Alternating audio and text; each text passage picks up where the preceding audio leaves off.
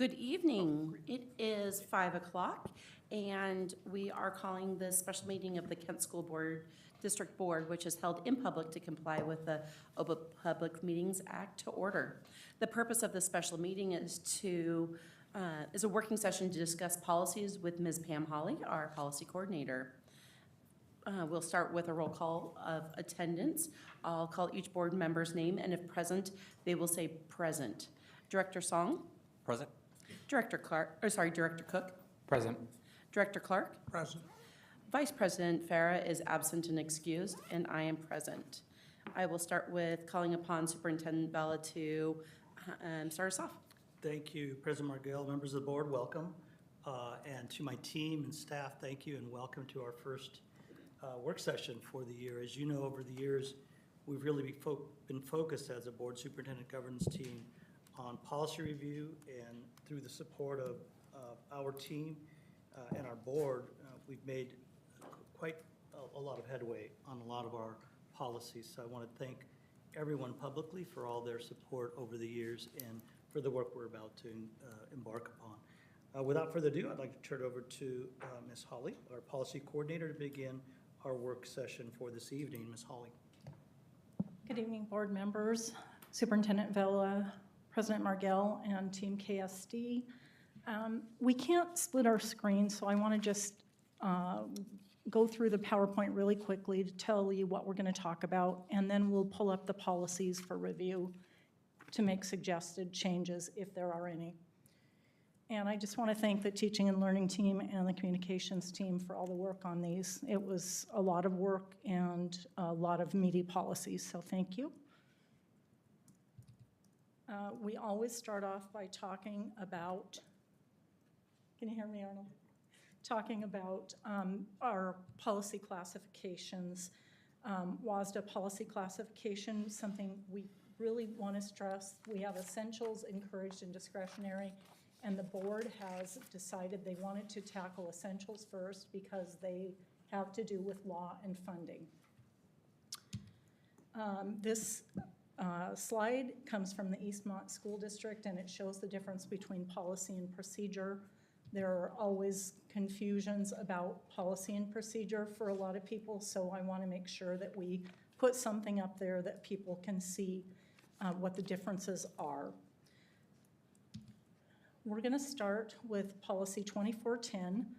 This policy was revised with the inclusion of additional state laws being referenced. That change, the legal changes are non-substantive, and so they don't require board action. This will show up on an informational section of the agenda because those are the only changes being proposed at this time. Policy 2410, legislation was passed in 2023 that allows districts to offer a new performance-based pathway for students to show what they've learned in a real-world context.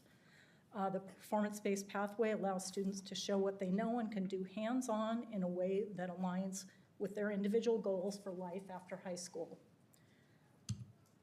Policy 2418, waiver of high school graduation credits. This policy has been revised to be consistent with House Bill 1295, which quotes, providing public education to youth in or released from institutional education facilities. Policy 2413.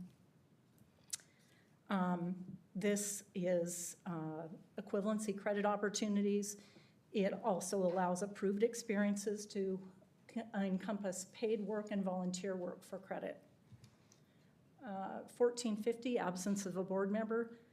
This policy has undergone a few iterations since 2020, including the addition of a roll call of board members, the addition of language about receiving respectful communication from absent board members, and the removal of a vote on a board member's absence on the consent agenda. That used to be a thing we did, we no longer do.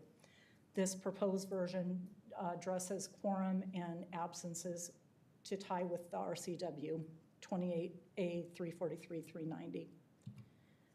Revised protocol guidelines. This board protocol is being presented to the board for changes.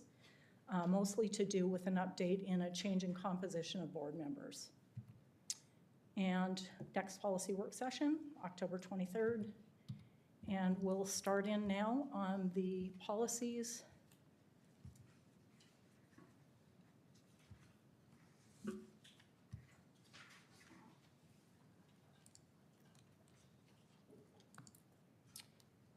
And the first one is high school graduation requirements.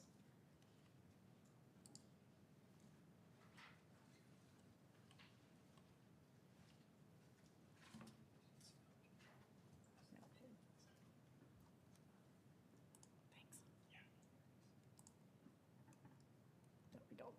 Great, thank you. Okay, so as I mentioned at the beginning, the only change in this had to do with graduation, RCW related to graduation. There were a couple of new RCWs added. The main one I wanted to point out was RCW 28A 230-330, inclusion of American Indian people's culture in state history and government courses, instruction in American sign language and speaking, and American Indian languages satisfying language requirement. So are there any questions on that? No, but Ms. Holly, could you do the board a favor? Sure. And I know you kind of went over high level.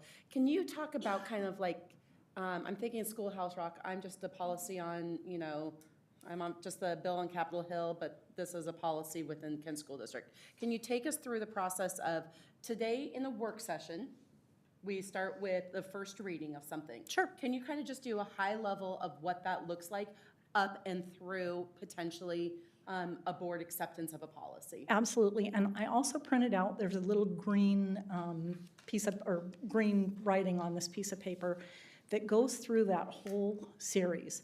So what happens is, I send out things to our different communities, as far as communities within KSD, or for tonight, teaching and learning, and ask them to look at the proposed changes that WASDA has made, and then to update based on what they know we're doing and what's implemented. Once that's done, we bring it here for a first reading. And the reason it's a first reading is because we have a quorum here working on this. And after that, depending on whether the board has changes or not, we move it for a second reading and adoption. If at that time, when you're at the dais and it's a regular board meeting, there are still questions or things that the consensus, the majority of the group does not want to move forward on, which we've had happen many times, we bring it back to another policy work session, then that would be a third reading. And then it goes again to regular after we make the changes. Once it's adopted, that night, I make the changes that are firm, and it's posted to BoardDocs on the KSD website, and the staff gets it through our staff communicator tool. And that's how it works. Procedure's different because that's the staff's priority, or prerogative, I should say. And same thing, it goes to informational and then is posted once it hits the regular meeting. I try to have it up the very next day. Okay, and so just to make sure that we have all this, our first reading can be done in a board work session because we still have a quorum. Correct. Only when we agree upon it to move to the second reading, that usually is to a place where we're feeling pretty good. It goes to the dais, and at the dais is where we will then formally approve or not that policy. If not, then it continues to go and get worked on until we get to a place where it can. And then it goes into BoardDocs, and then that goes into the staff making the procedure that matches it. And then the procedure comes up for the board to see as accompanying XXX, whatever it is, policy with the P at the end showing its procedure for us to be able to look at as informational, correct? Correct, although we try to have the procedure match. Sometimes there's a little delay in that. Okay. It doesn't always come out at the same time. I also want to point out that when you're here tonight, we're not voting on anything. It's really consensus to move things ahead. Yep. Any questions? Okay, great. Thank you very much for the Sure. tutorial. So on 2410, the only change was legal reference. Are we good consensus-wise to move this to the next? Actually, it's going to go to informational. There's no voting on this since there are non-substantive changes. We're all good with it? We can move to the next one.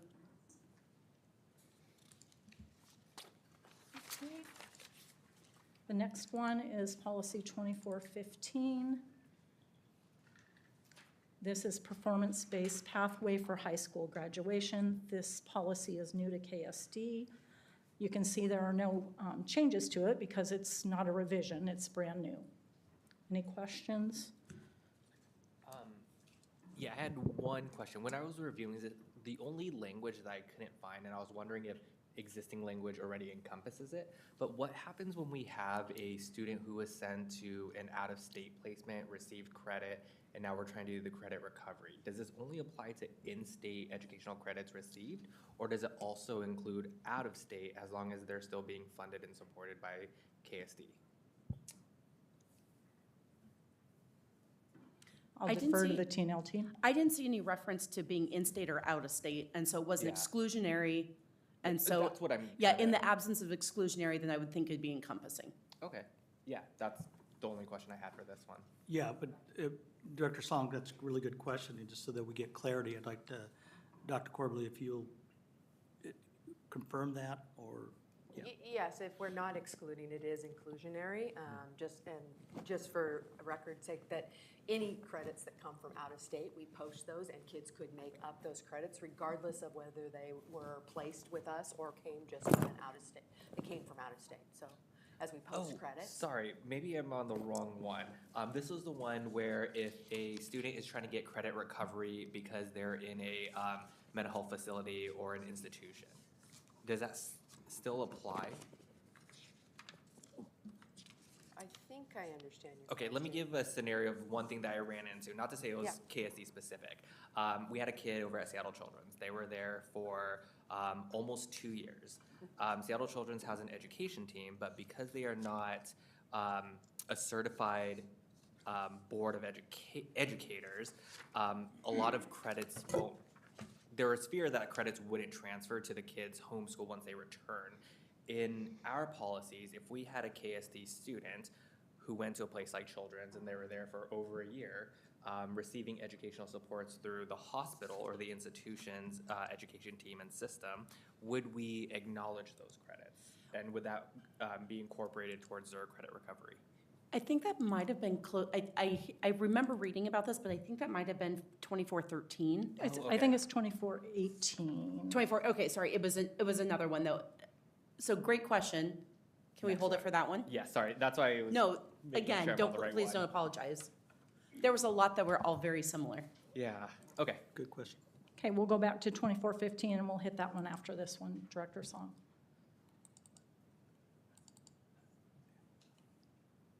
Any questions on 2413, or are we good with this?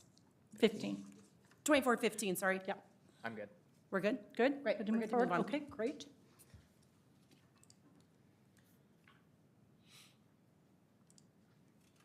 And just so I'm being clear, when we're moving on, it means that we're moving it as proposed to a second reading. Yep.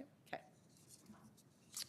Okay, this is 2418, waiver of high school graduation credits. This is where my question was. So yeah, so just same question, just wanted to get clarification on that, if that's covered in our policy. 2418. So I think it's covered in a couple of places. 2418, we could waive up to 2 credits for that student towards graduation. But on the next policy that we're actually looking at, if we didn't directly accept those credits, we could do it through an alternative experience credit opportunity for the student. Okay, thank you. 2418, good to move forward? I was good with that. Yeah, I'm good. That was the only marking I had for this one. Dr. Cook, you're good? Perfect. Okay, 2413, equivalency credit opportunities.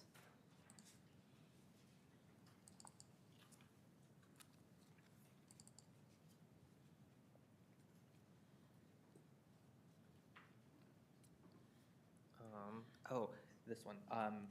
Can somebody just give me an example of what that looks like, this in practice?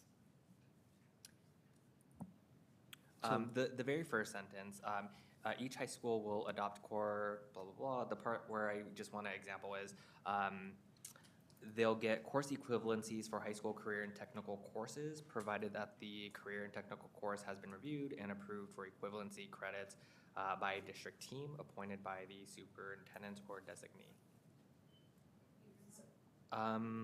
It's in section 2.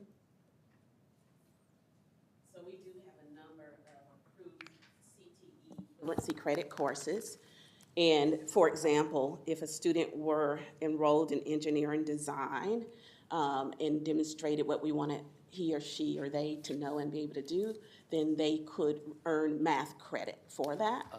And so it could go in the subject area core credit section and also the CTE occupational education section.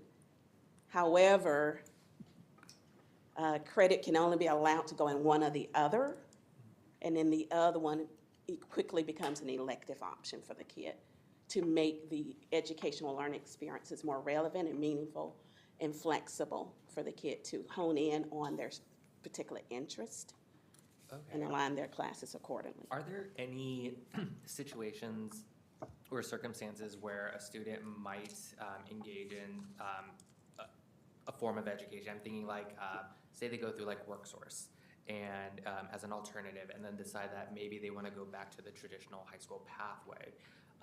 Would those courses still qualify in the same path as this, where they're being reviewed for that? If they took some technical skills, like say they were doing auto shop, because that was part of their workforce development program, would some of those credits also then be reviewed and approved or partially approved for subject matter credits?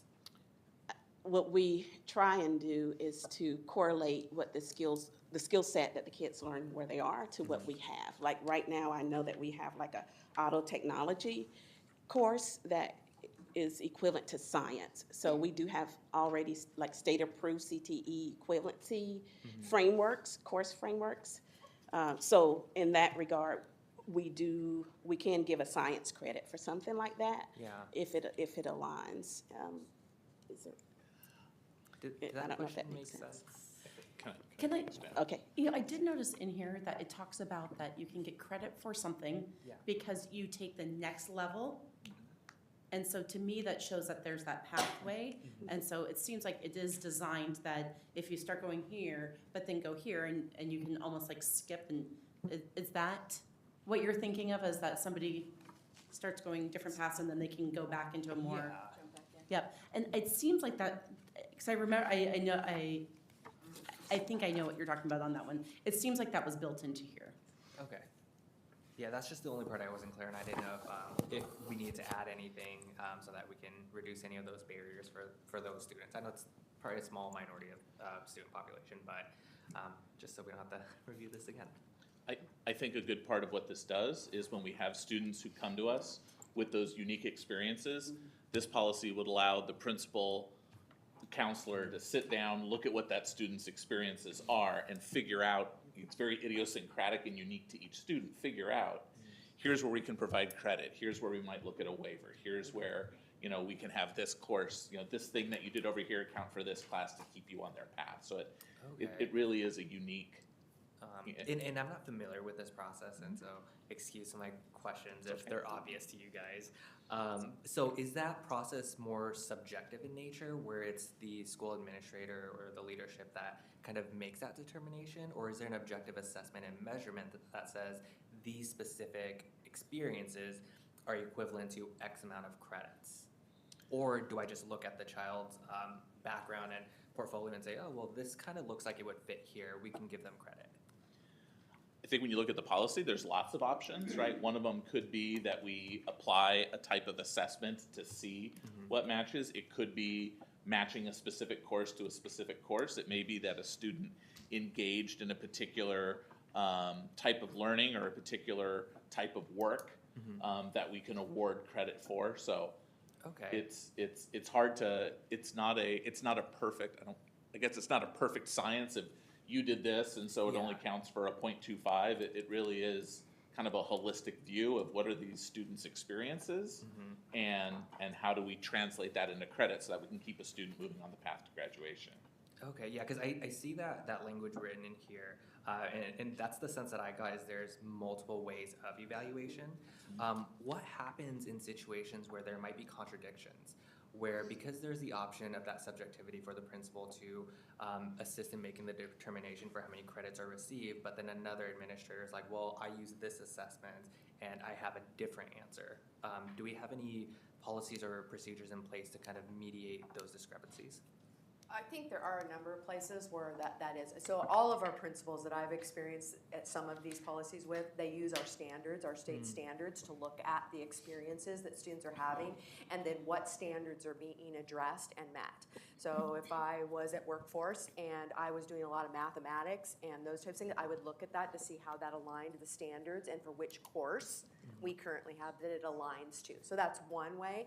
If you look at some of these things, there's also some very specific things students have to fill out to provide guidance about what it is they did and what learning they actually got. And because they're high school students, what standards do they think it's attached to? Oh, okay. And have some conversation with their counselor and their teacher and the principal around what those credits could potentially be. When we look at the number 3, and that's mastery-based learning, that's what that's about, right? What are the credits that, what are the standards that have been addressed by the learning experience, and then what credits can we issue? There isn't seat time requirements or amount of time requirements. It's really about what skills and knowledge did you garner in this learning experience, and then how do we give you credit for that in the appropriate graduation buckets based on what you experienced. Okay, thank you for that explanation. That's all the questions I had. Part of the new addition to this policy talks about the elective credit for each 180 hours of paid work experience too. Is there additional questions? I had a few, actually. One, kind of just more high level on this one. This is a very detailed policy, and even just looking at the definition of what you have between policy and procedure, I would really like to kind of push back one more time and say, does this all need to be in policy? Or should we really be looking at that some of this should be procedure?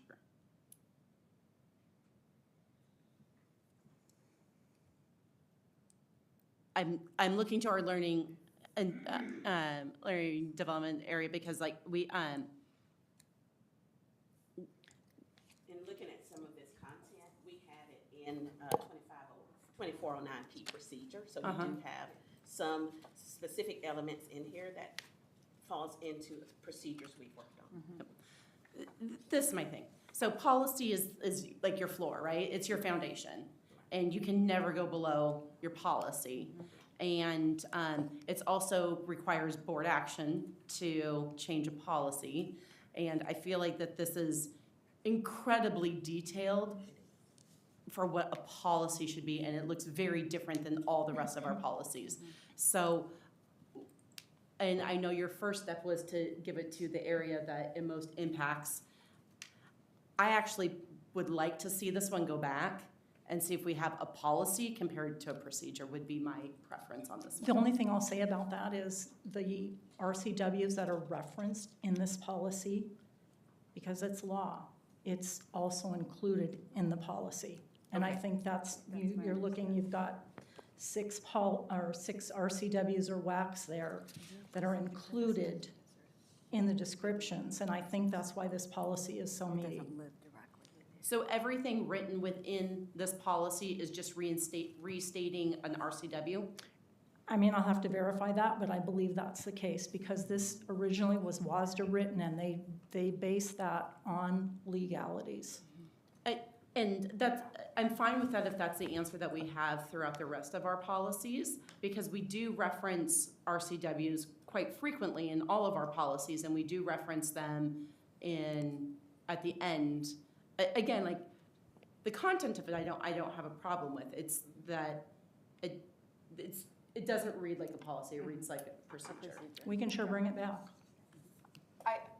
Though would like to just place an idea on the table around why it happens to be as long as it is. So these Yep. are non-traditional means of earning credit. And so it pushes on the boundaries of how we think about credit is earned and what the processes and procedures which are embedded in this actually are, which I think is why this policy is much different than others, because it does push on what it means to earn credit in our traditional K-12 system. And again, I'm great with that. If you're really saying, this is what we need to be able to make our procedure, is this detailed of a policy, then I'm fine with that answer. But I still want to Yeah. pose it, like, is this hear like you. the minimum foundation that we need to have? Yeah, I hear you. Okay, Yeah. It does read like a lot of procedures, because Yes. when I read it, I think, okay, we have to make a team, we have to make a rubric, we Yeah. need to make sure we communicate. Like, there's a lot of procedures that we have to think about in teaching and learning, and that's the conversation that we had to move this forward. So I hear what you're saying, and we will work with Ms. Hawley to see what we can do to make it more policy-facing, to mirror the other policies that you're referring to. okay. And President Margell, I wanted to add, just so we're clear about the team, that we're going to cross-reference what's there in procedure with some other ones to check the detail by which that is. And then, as Dr. Corbley mentioned, this does push that boundary of alternative pathways and offering credit. But it's a great question for our board, really. It's that we want to keep pushing those boundaries. But what I hear is like, is real procedurally, is there a cross-reference to it, and what can we bring back? What will we learn from that? Yep. So that's what I'm hearing. Yeah. Thank you. I also had a couple questions about some of the specifics that it talks about. First, like mastery-based competency and things like, would it be possible for students for sports that they do outside of school, to use those to waive credit for like PE? Would that be part of this? Well, they already have an option to waive PE if With they taking a successfully complete a sports season or like That's a through year the of high school, college. right? Yes, or. I'm a talking year about of outside of it. So like if they do flag football through whatever, and they learn the rules and play and, Like a private or a Yeah, city. some league. schools do Yes. that. Yeah. okay, would this policy, this policy allow for that? Okay, Yeah, well, Yeah. since there's no seat time, yes. okay. The other question I had for this was specifically around AP. I know that often an AP class might only be offered one, like, third period.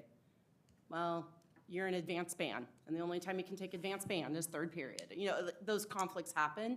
And so I was also wondering, if you take another class, can you do the extra work that it takes to get the AP credit onto a class that's not designated as AP? Such as if maybe you take a college and the high school, and knowing the differential of what is between that class and an AP class, can you do that extra work and get that AP accreditation? Does that fit within this policy too? I think this policy, if you're looking at section 4, where it talks about AP courses, relates to an RCW that specifically relates to AP computer science only.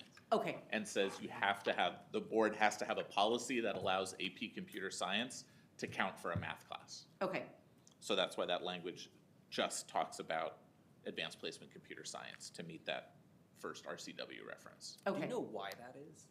I'm just curious, like why that one specifically is being called out. I'm not gonna guess what the legislature was thinking when they decided to pass I'm that. just curious about the I would say history that's of a it. good I mean, it's a good opportunity, right? interesting. There's so much math involved in computer science. Yeah. Like, why can't they Yes. double dip? So I don't know what the feeling behind legislators was when they decided to move that one. Okay. Good, okay. That is the end of my questions. So we're going to hold on this one. This will not move forward. That would be my preference, rest of the board. Yeah, I support that. Okay, the next one is policy 1450, absence of a board member.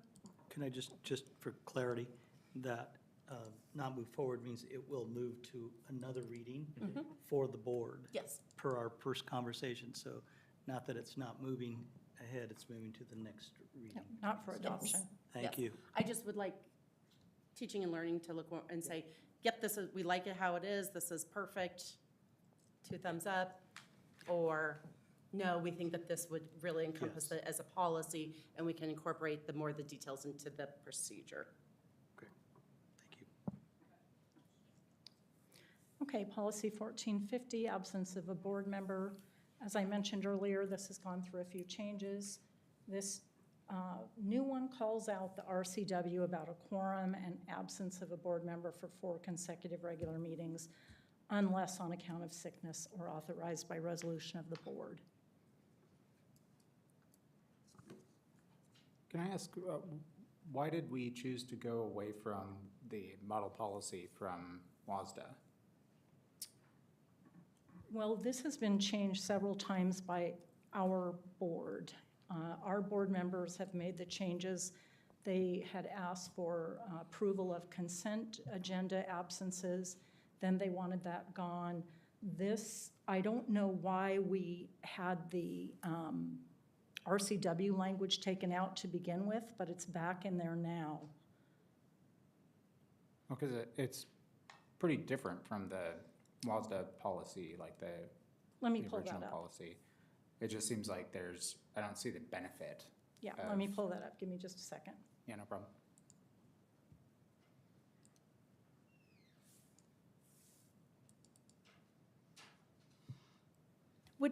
May I ask, because I read through the WASDA and to also kind of compare the two, and I felt like essentially the kind of main highlights felt like they were to me the same. And so I was wondering what you pulled out that was differently that I might have missed. So I guess when I'm looking at it, it's like we're adding additional, not really constraints, because there aren't any constraints added. It just seems like more wording. Like there's not a benefit to adding more wording unless that wording is going to change substantially what we're talking about. And so it feels like we're adding stuff in here to add stuff in here. I don't know, so like the parts that I'm not concerned about, but that I'm looking at being a little different are at their very earliest opportunity. When we look at, that's one of the wording choices that have been changed. Whereas the original with WASDA is just basically like if you're going to miss a meeting, that you give advance notice to the president / chair or the superintendent and their inability to attend. I don't know what benefit that the wording that we changed from going from as soon as possible to at their very earliest opportunity, what benefit does that provide? I don't. Again, And it also sorry. is, either one is different than what the WASDA policy states. And this is updating from what ours was, because it was giving the respectful communication. Our board at the time felt that that was language that should be in there, providing respectful communication. That wasn't in WASDA's, but our board felt it was important to be in there, the board at the time. But this board, of course, can do whatever they'd like as far as this policy goes. My only feedback was I kind of just like the format of the WASDA better than ours. It breaks up like situation 1, 2, 3. For me, it's just easier to read and understand. Our version just seems like if you had to have a word limit on an essay, you just added some more fluff to it. I think they're the exact same. I'm not challenging either Yeah. one. It's just the WASDA one seems a little more clear and cut for me. That's kind of how I felt too. When I was reading through WASDA's model policy, like the way that it explains each section seems to be a little bit more like to the point. And I don't know, I prefer concise stuff if we can in our policy so that there's not ambiguity in what we're writing. So. This is our proposed, and let me put it next to WASDA's model. Mhm.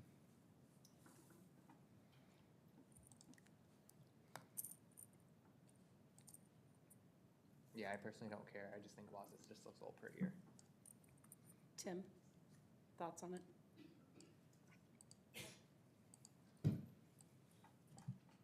No, in honesty, the trap is, we're missing that prior conversation, and I just can't pull it up at this time, so. I'm ambivalent.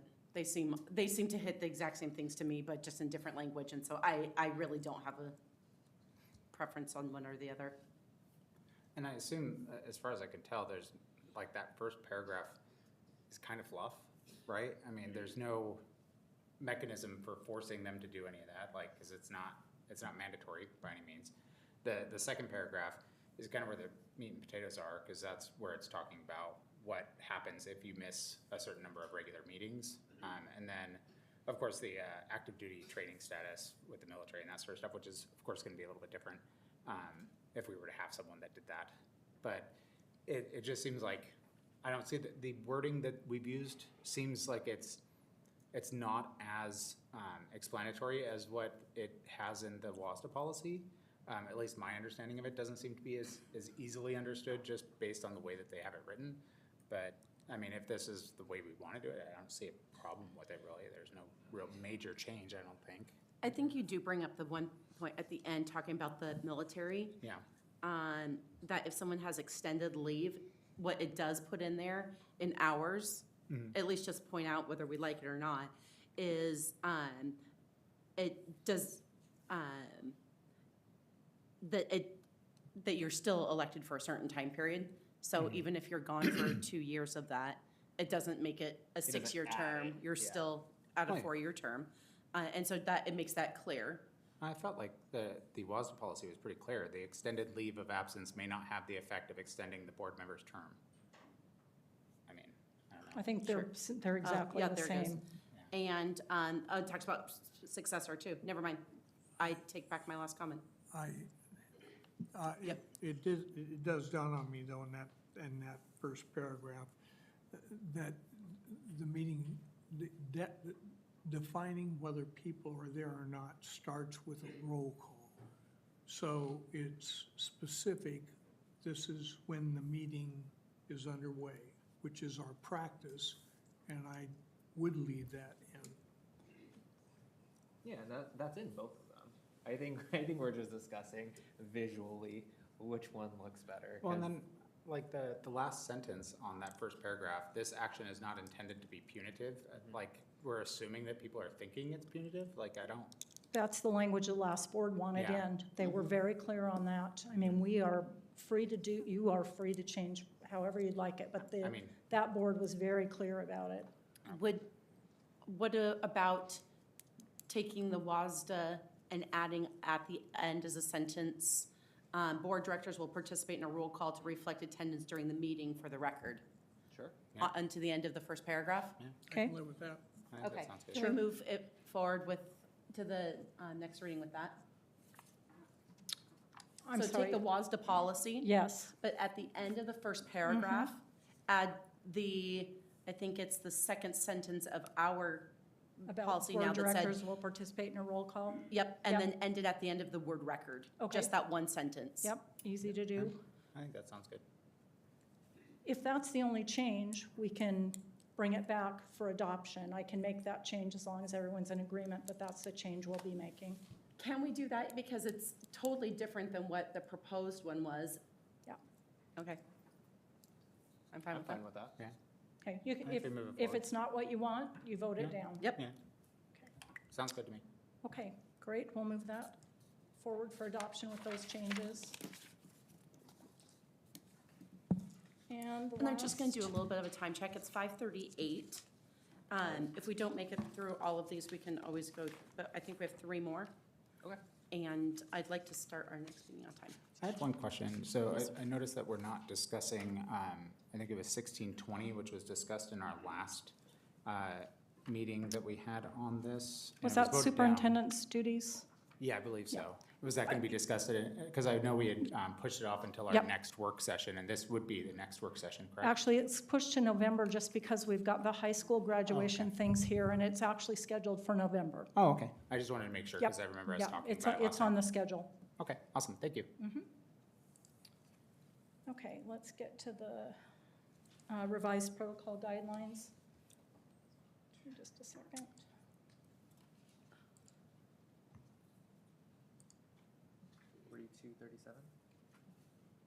No, it's the one right. On the thing before it. It's the resolution XXX. It's a brand new one. I think, right?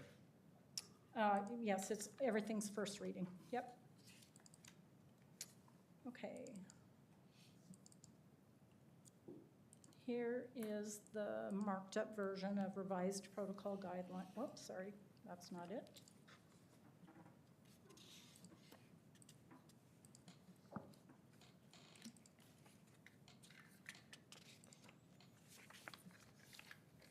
Okay. Here it is with the markup, and here it is with no markup, the changes included. Let me know if you want to go back to the markup version. I had one question that was answered, so I'm good. Do you want to say it so that, I'm sorry. Oh, So that we know, so that the rest of the audience or whatever knows what it was you asked? yeah, it was just, I want to make sure about OPMA with section 7. And since there's nothing being voted on or decided on, it wouldn't be a violation of OPMA.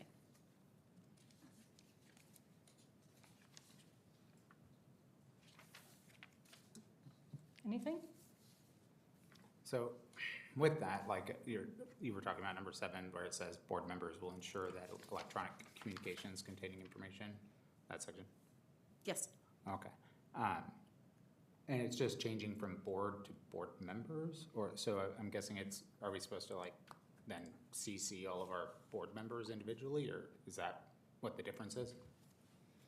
It's just a change in language, just how the board's addressed in this policy. But it It's doesn't the change same the thing. way that we interact, okay. I just wasn't sure, because Yep. it didn't really make much of a difference as far as I could tell. It looks like we're adding another section that, is it section 5, that was not there before, is that right? Correct. And it says, let's see, signing of board documents. After the vote, every board member present must sign all board documents indicating the commitment to uphold the board's collective decision. The signature does not imply personal agreement with the decision, but signifies the member's commitment to the board's authority and unity. So, okay, assuming there's a board member that doesn't do that for whatever reason, what is the next step for that board member in that case? Will it just be a violation of our board policy? Okay, and so it would just, Well, I mean, not just. well, I understand. I'm just like what is, I'm always asking what the consequence is, right? Because I want to know what happens when someone in the future at some point chooses to do that. What are our next actions? What are we supposed to be doing to make sure that this is followed? Is there any mechanism for us to do so, or is this just because it's policy, we're going to try to enforce it? We can't, but we will try. Am I understanding that correctly? My understanding is board policy is legal. It's a legal requirement. Well, I mean, it's not law, so you're not breaking the law by breaking policy. It's just breaking policy. And the district has gone to court in the past stating that they didn't have to follow policy, and the judge in that case ruled with them, saying that they didn't have standing because the district was not required to follow its own policy, and someone was suing them for not following their policy. So in a court of law, it has no weight. So I'm just wondering what is going to cause the impetus of making this happen, I guess? Is there anything, is what I'm curious about. Let's look at it from another standpoint. Suppose we have a new board member and they are upset with whatever was voted on. This is a clear statement that this is how we act. And we've had those conversations about you may not like what the board has collectively done, but you cannot publicly go out and oppose that because that's the decision for this year. So it puts in print the directive, this is how we operate. And it's asking that, obviously, it's a reminder that in fact, state law basically says you have to support what the group has done. You don't have to like it, and you certainly can voice your opposition during the debate, but it's basically saying when it's over, it's over. I don't remember seeing that in RCW. Can you point me to where that is? I think I'll ask Mr. Leonard to weigh in on the RCW if you can. Yeah, Director Cook, to answer your question about the legal reference, what I would say is this. Yeah, it's on. Okay. Is the legal effect of a decision when you have a majority position is it is a collective position of the board. And that legally is enforceable. It is a position of the board. So that's the legal response. Whether that's codified in RCW, I probably could find that. But that's by definition when a resolution and when a majority position is taken, it is the unified position of the board. Okay, that's legal. As to the protocol that the board acts in unity related to it and signs off on any documentation, I'm not necessarily aware of an RCW that I can point you to, but I'll certainly look and get back to you. But I will say this, like any board policy that you have, whether codified in law or not, it is your policy and it's the norms in which the board agrees to operate. If a board member does not want to follow those directives, it's incumbent upon the board to address that amongst the board and can have communications and guidance from the board president related to that. The expectation is that board members follow board policy, whether it's this one or any of the other ones. It's kind of part of your collective ethical duty to follow your own policies. And I would say, without speaking to the matter that you referenced previous, without having the context, I would say my advice will always be to follow your policies.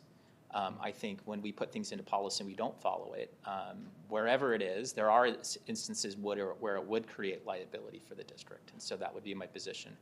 And I can't think of many exceptions, but that would be my position, is that you should follow your policies, including this one. I think the only comment I'll just make on this is just for a frame of reference and understanding of, like, there's a case out of, I think it was Kentucky, or it was one of the neighboring states where one passed the board policy of incorporating religious scripture into their educational curriculum. One state passed it. There's another state with the school board that tried to do the same thing with one dissenting board member who held separate values and beliefs from that. Just as a board, is this something that we would also want to consider of, like, say there's something that's a strongly held belief of yours or value and you're just vehemently opposed to it, and unfortunately due to the nature of the majority vote, being forced to sign on to something like that. For example, like in a crazy world, say the entire board today voted that we no longer support LGBT students. Being part of that community, that's forcing my hand into now having to sign and agree to something like that. And so could we consider any other safeguards that might protect somebody where it comes to a conflict or confrontation of their deeply held beliefs and values? Or even same thing if somebody who is of religious faith. Say one day we have somebody who is of the Muslim background, and now the board just passed a policy that's going against their beliefs and also reflected of the student population. More of a moral question of, is it right to enforce this compliance-based language, kind of tying that board member's hands to having to sign this? So there was a whole bunch of things stacked upon those, and if you would like to actually ask each of those separate, I think that they could be dealt with separately. But in the end, I think your premise is an impossibility, because the things that you pose as hypotheticals would go against other policies that our board has and the policies of our district. And so in the idea that we follow all of our policies, that would be, those given were all impossibilities because they would be going against other policies of our board. Again, I would say that it's not forcing their hand to agree, it's forcing their hand to say that you were there and that the board did make a decision. And it's not that people didn't hear you. It's not that people didn't, that you didn't have your chance to speak. It's that that's not the decision of the board at that time. And so, you know, and I think almost your examples worked in the opposite would be more appropriate, because they wouldn't follow into the board policies that we have. And if one board member wanted to put some of these crazy policies and the rest of the board was like, no, this doesn't go with our policies, yes, we would still need them to sign because that is our board policy. And that would be much more of a likelihood. No, that's fair. I just wanted to throw out my commentary. Yeah. Director Cook, you asked me about number 5. Number 4 has change in language too. So if you need me to go back to the markup version, I can. Oh, no, that's okay. I've got it pulled up. Okay. Sorry, I've got it pulled up. The other thing I was curious about, and this might be a question for our legal guidance. It states all board members, regardless of their individual vote, yes or no, are required to publicly support the board's decision.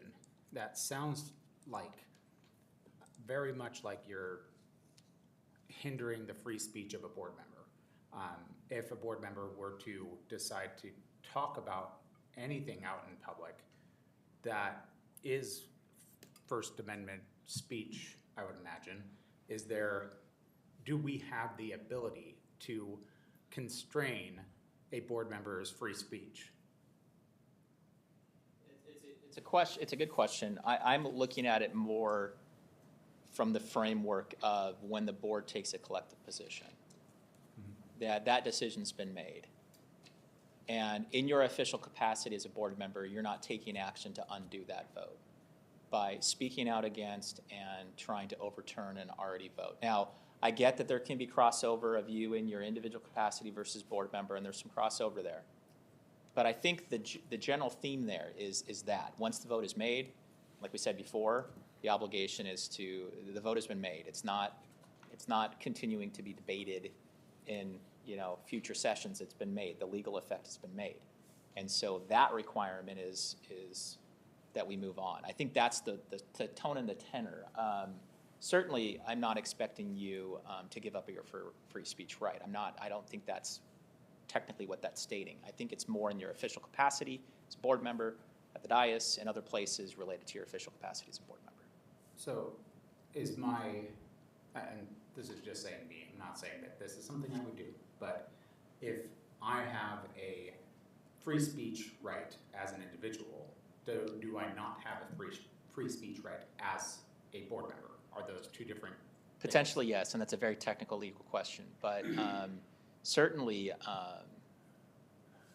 that position as a board director when the board has taken collective action does have some ability to restrict your speech. Now, certainly, you have the right to, I would say this, that in your official capacity, that is different than in your individual capacity, I would say.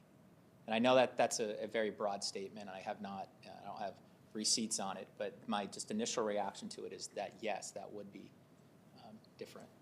Okay. And then following on from that, if someone were to vote or to abstain from voting, they are no longer essentially there. As far as the record's concerned, they weren't even available to vote.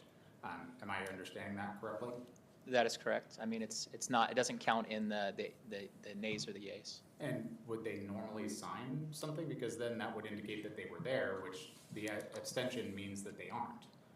Yeah, I think what this alludes to is kind of what we started with, which is when the collective action is taken, right? It's not, and the signature is not a tally of how the votes were given, right? And it's not that you only sign the yes votes. It's that when collective action is taken, it's the board acts as an entirety. And so even if that individual abstained, it would still be the majority position, and the expectation is that they would sign and support the resolution even though their vote was negative or even an abstention.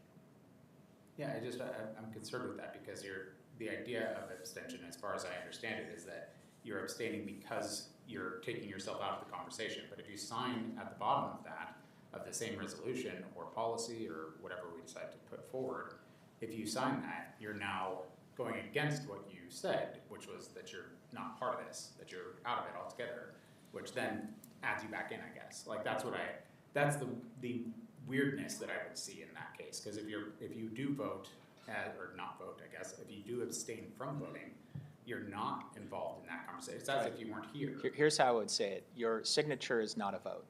Yeah. Your signature is in your duty as a board member. Yeah. And so it's in no way reflective of your vote in support or not support. It's in your position as a board director in which a rule, a resolution, has been passed, independent of whether you voted, abstained, and your signature on it does not implicate a conflict of interest because you continue to be a board member, and that doesn't change. And so you are as bound to that decision and as any board member that voted yes or abstained.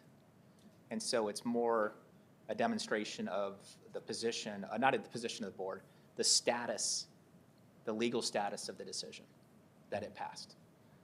But I guess I'm more talking more further on to the section 5 there, where it states that it is required that they sign it. And so if you're signing it, but you weren't there because you're, abstaining, or if you actually weren't there altogether, because you wouldn't expect a board member that, so like Director Faroff, he isn't here for the regular board meeting, we vote on something, we pass it, he's not expected to come and sign it, he wasn't here, right? And does an abstention mean the same thing, essentially? I'm not sure if that's how we do it. If the board member's not there, there's nothing, in my opinion, that would not prevent them from signing. I just don't know if we track that signature down at a future date, but nothing would, from my perspective, would prevent them from signing. Well, I guess just given the interest of time, and we do have another policy, is this something the board would be willing to push off to a second reading? Because it sounds like there's a lot of nuance within the language and some confusion. I guess where my perspective is, if we need counsel and legal advice to help us interpret every single line of this, it seems like it might be too complex of a policy to enact. Do you have suggested language that are changes? I don't right now, but also we have 4 minutes to do another policy. No, I understand that. Yeah. I just, really what a second reading would be then is like, here's the language that we would propose it to be. Mm-hmm. And so, and that's, I again, why hear we what you're give saying. this to everybody. Yeah. And so, so is there a language that you would propose? Yeah, I guess adding some definitions to kind of, I guess what Director Cook was alluding to is abstention equivalent to a board member not being present? If a board member is not present due to an excused absence, are their signatures also a requirement? Do we have any policies or procedures in place that says if you're excused absence, then you have to sign the past policy or resolution at a later date? So if we can just add some more clarifying language to this to maybe simplify the wording.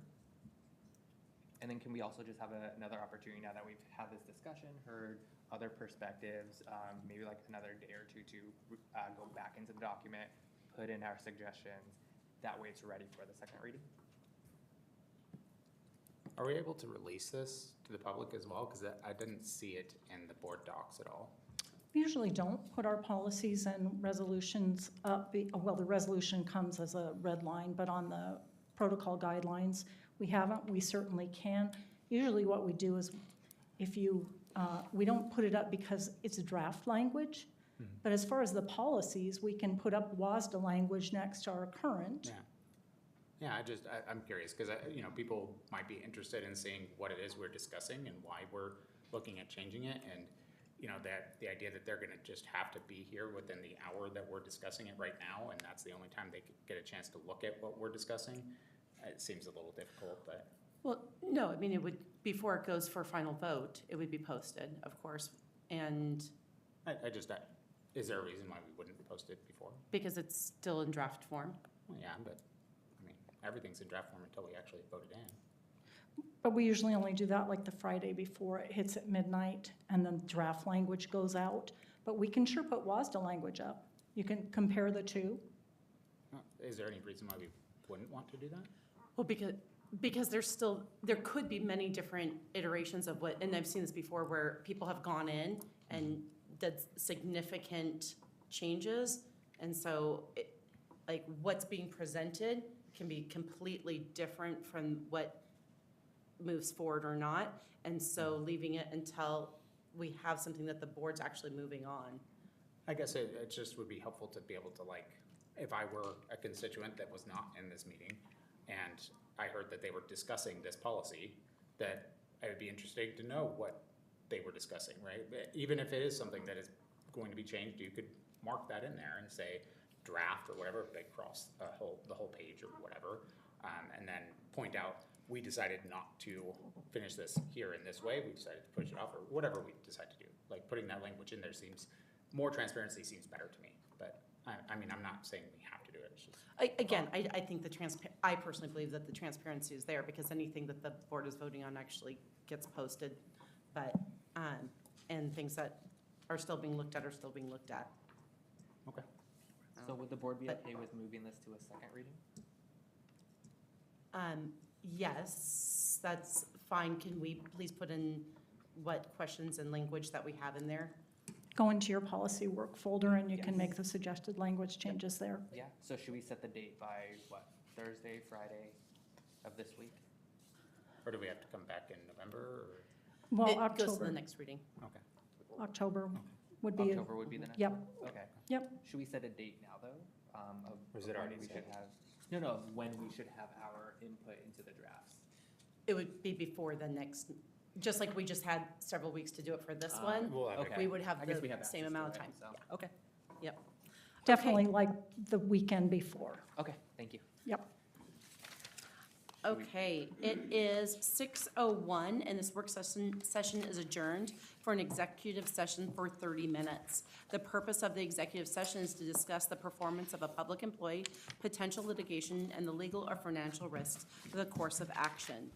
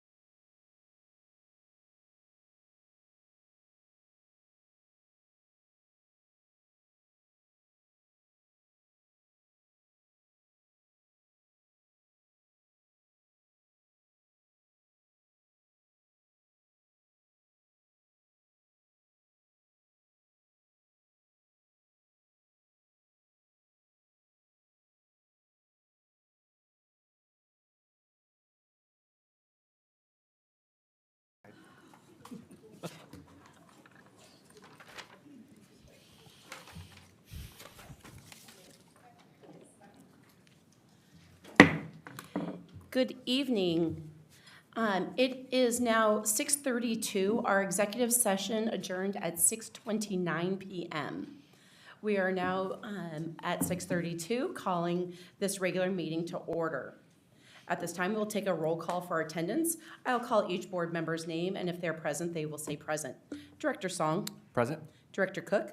Present. Director Clark. Present. Vice President Farah is absent and excused, and I am present.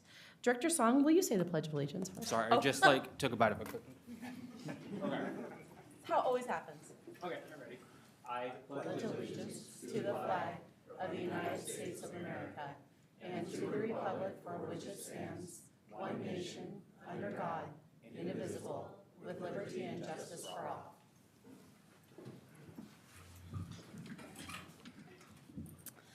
Good evening. Thank you for joining us tonight. This is a meeting of the Kent School District Board, which is held in public to comply with the Open Public Meetings Act. We welcome the public's participation in this board meeting and thank those of you who have come to this meeting and those who are viewing via our live stream. The purpose of a board meeting is for the board to conduct its business in public. During the meeting, the board will listen to, but not respond to, comments from visitors. Pardon me. Whether made verbally on video, or written, comments are limited to a total of one per person per board meeting. One additional comment per person may be submitted for a public hearing topic if there is a public hearing on the agenda. All forms of public comment are subject to Chapter 4256 RCW Public Records Act. The public may comment at regular board meetings in a manner authorized by state law. All comments must adhere to Policy 1420 and Procedure 1420P. If you wish to make a comment to the board, comment forms are available for completion prior to the meeting and must be turned in no later than the beginning of the legislative report. No forms will be accepted once this report has begun. Comments are limited to 3 minutes. Public comments, and let me say the box is over here if you would like to turn in those forms. Public comments will be heard after the agenda review. Students will be the first to speak on any topic during the student voice portion of the agenda, which takes place immediately following this opening. General public comments from non-students will be heard during preliminary communication from the audience. Any remaining comments, whether from students or non-students, will be heard at specific agenda items and during final communication from the audience. Student comments will be heard first on any topic. Please state your first and last name prior to the beginning of your testimony. Abusive public comments personally directed towards the board, staff, or students will not be tolerated. The use of specific names or personally identifiable information of board, staff, or students is not allowed. Board members or KSD staff members may interrupt or terminate an individual statement when not adhering to Procedure 1420P. All comments, whether written or verbal, must adhere to the standards of civility as defined in Policy 1400, Meeting Conduct, Order of Business, and Quorum. If you're seated in an overflow room, there is a brief delay in the live stream audio. We will allow extra time for you to make your way into the boardroom after your name is called. We also have 2 rows of seating, just waiting here for you to join us instead.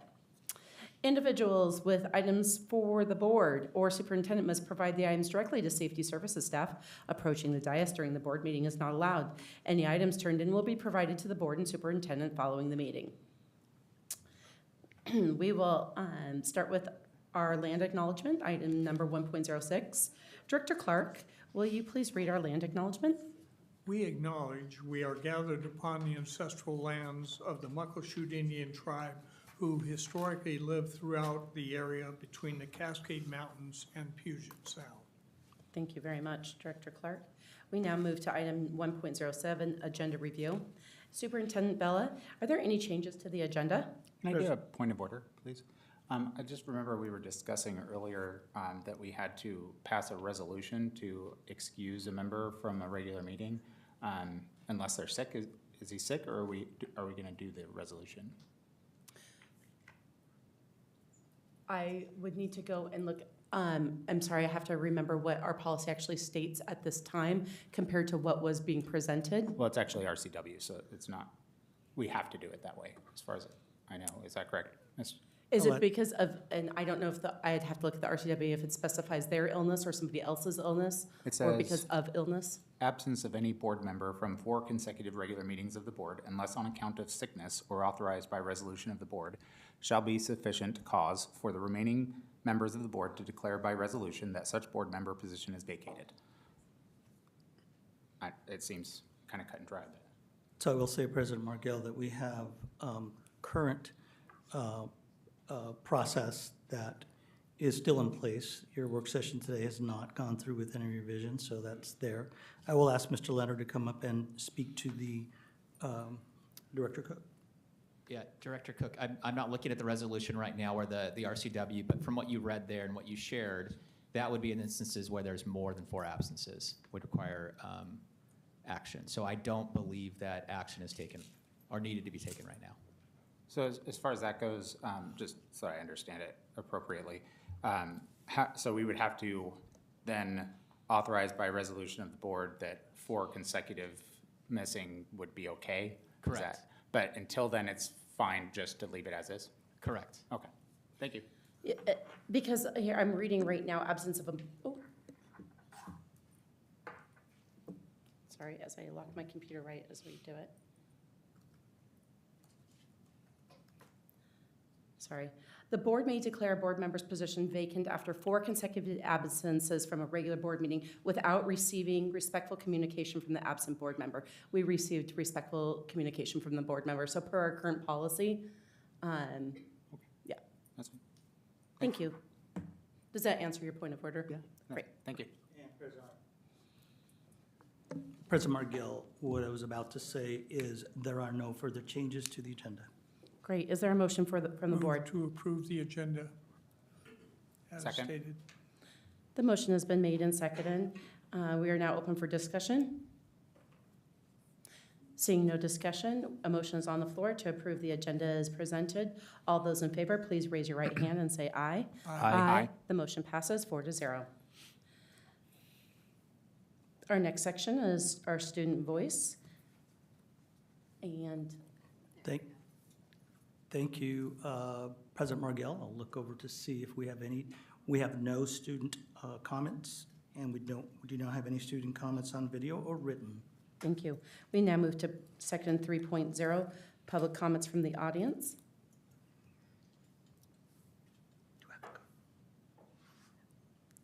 Forthcoming, President Margell. Thank you.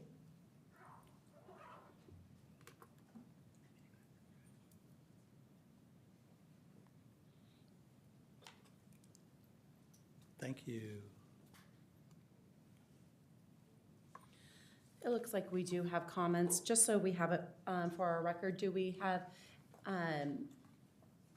any online comments? No. We do not. There's no online comments, and there are no written comments this night. Correct. Correct. Great, thank you very much. And are all of these for preliminary? I'm not seeing them. Okay, great. Our first person, Mike Carney.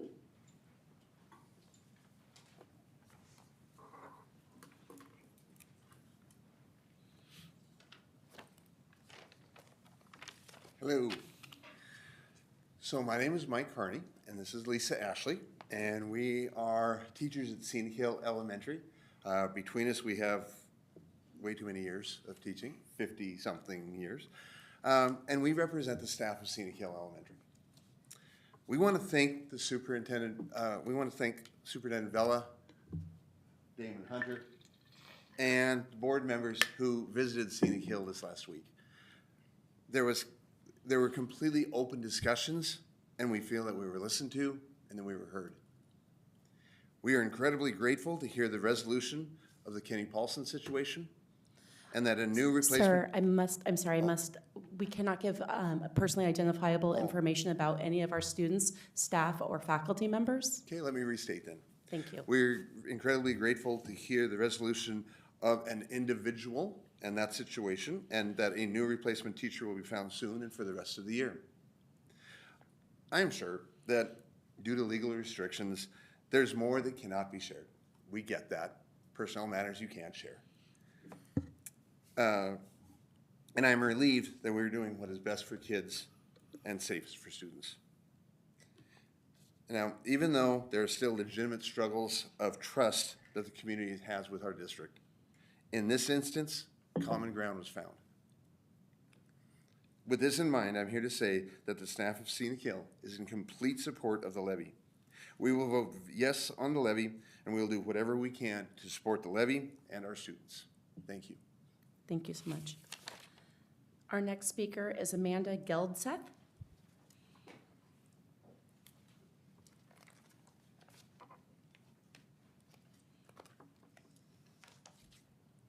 Hi, I'm extremely nervous, sorry. My name's Amanda Geldseth. I'm very proud to be part of the Scenic Hill community. Thank you to our Scenic Hill parents, teachers, and staff for their dedication and commitment to our children. About 10 days ago, our community informed us of a specific threat to the health and safety of our children and teachers so that we could take action. We should have never been in this position to fight to protect our kids and teachers within the classroom, a fight that other parents and teachers have been fighting for years now.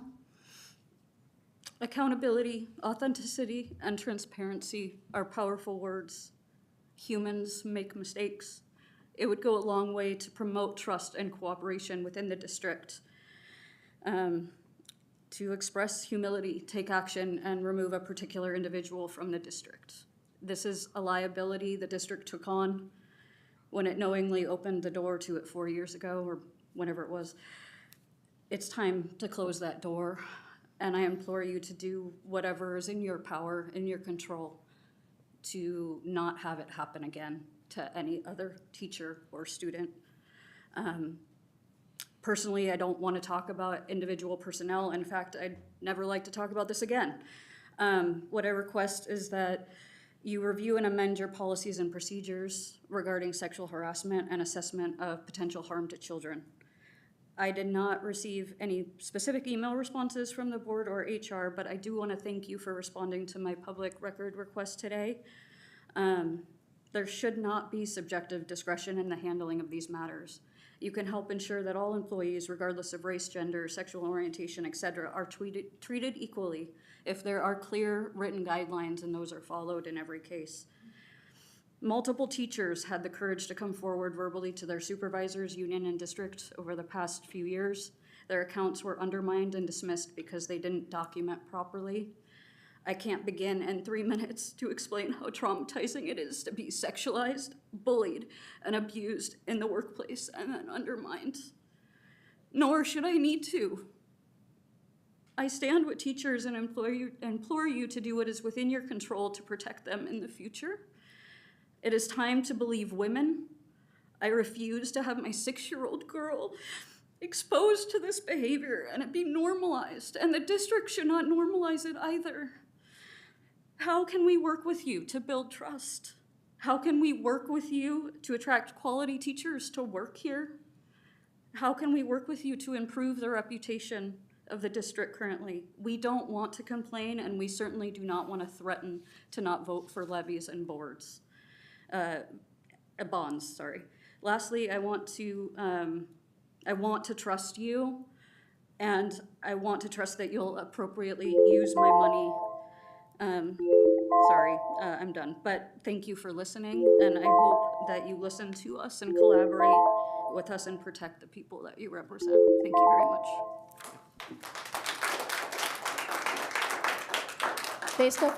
Based off of our policies that this is a business meeting of the board, we will not accept either good, bad, indifferent response to any of our comments.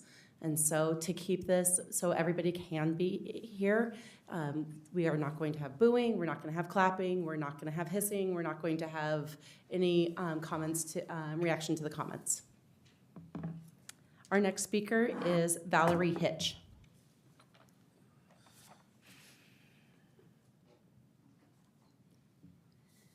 Hello. My name is Valerie Hitch, and I'm here to address some comments from previous meetings. In the last meeting, a director insinuated that those of us who speak of mistrust in this administration are somehow racist. I am personally insulted. I emailed the board, and I haven't heard back. Second, it was stated that the public should be giving feedback all year, so I'm here. We have been, and some of you refuse to listen. I've heard the directors say that they listen to their constituents in and out of the board meetings, but somehow those of us who show up to these meetings are the dissenters, while the opinions of people at the grocery store hold more value. Grocery store person deserves a voice, but when you explain one side of the argument to them and they casually agree with you, that's not equally informative to those who show up here. Third, the reason I come here is because I mistrust the actions of this administration, unrelated to anyone's race. In fact, the diversity of this board is quite impressive, and if we were a normal district, this might be admired, but we are not normal. So these are just some of the actions and facts that I have personally witnessed and have led to my mistrust of district leadership. Multiple votes of no confidence from KEA. These are my kids' teachers, and I trust them. The board extending a leader's contract after multiple no confidence votes from his employees is disgraceful. The superintendent was absent during the teacher strike a few years ago, and he never replied to any email I sent while my child was blocked from school due to his actions or inactions. We have a high teacher attrition level and a high volume of new and career teachers. Over 50% of our teachers have less than 10 years of experience. Last year, I was directly impacted by the admin subpar organizing a 5th grade camp, which resulted in 50% of our Title I elementary schools going to the shortened day camp, while 100% of the non-Title I schools went to overnight camp. This is a legitimate place to discuss equity and race. Per the OSPI scorecard, Black and African American students are suspended at a rate at 7.7%, Hispanic kids at 4.6%, but white kids only 2.9%.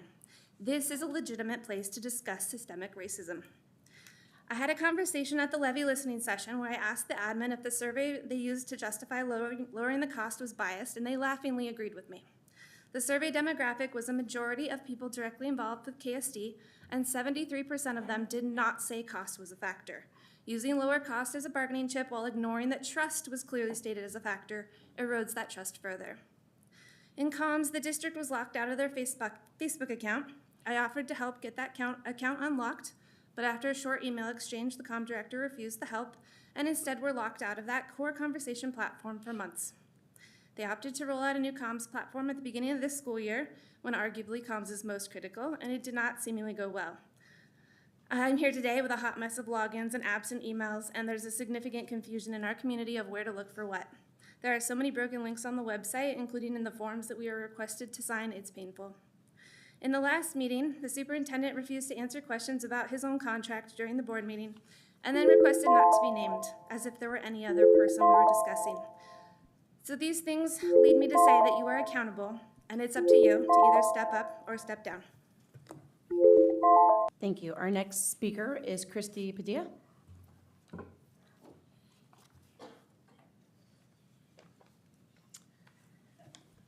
Good evening, board. My name is Christy Padilla, and I come to you as a WEA employee wanting to speak about a board policy that is currently in place, and I don't believe it's been updated since 2011, as far as I can tell, that I've read.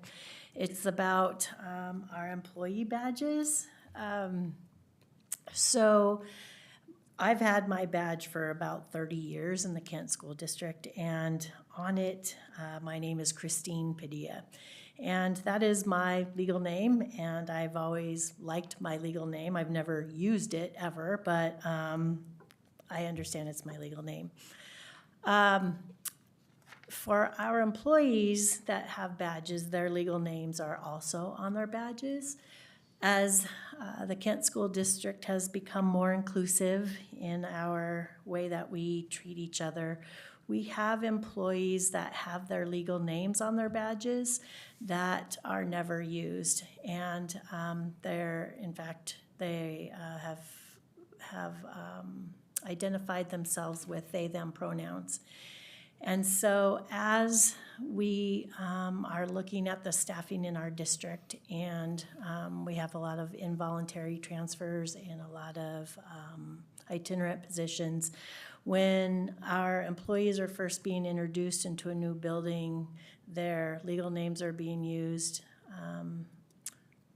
I want to give you an example, but I'm going to use myself as an example. So if I decided that I'm going to go by my gender identity and change my pronouns to they, them, and now go by Chris, but I go to a new building where I'm introduced as Christine and referred to as she has worked in the district for 30 years. That's how people first meet me, and it's very hard for our employees to stand up and say, actually, I go by this name and my pronouns are they, them, because, and then it becomes difficult for the rest of it can become difficult for the rest of the staff to change their, I don't know what to say. They to remember their name and their identity and address them properly. So I'm asking you to reconsider using legal names on the badges. We've done it for our students as well as on our email. We've had people find it difficult to contact people because they know them by one name, but their emails have their legal name on them. And so I'm just asking you to look and examine your policy. And it's, again, 5060. Thank you. Thank you. Our next speaker is Patricia Weiler.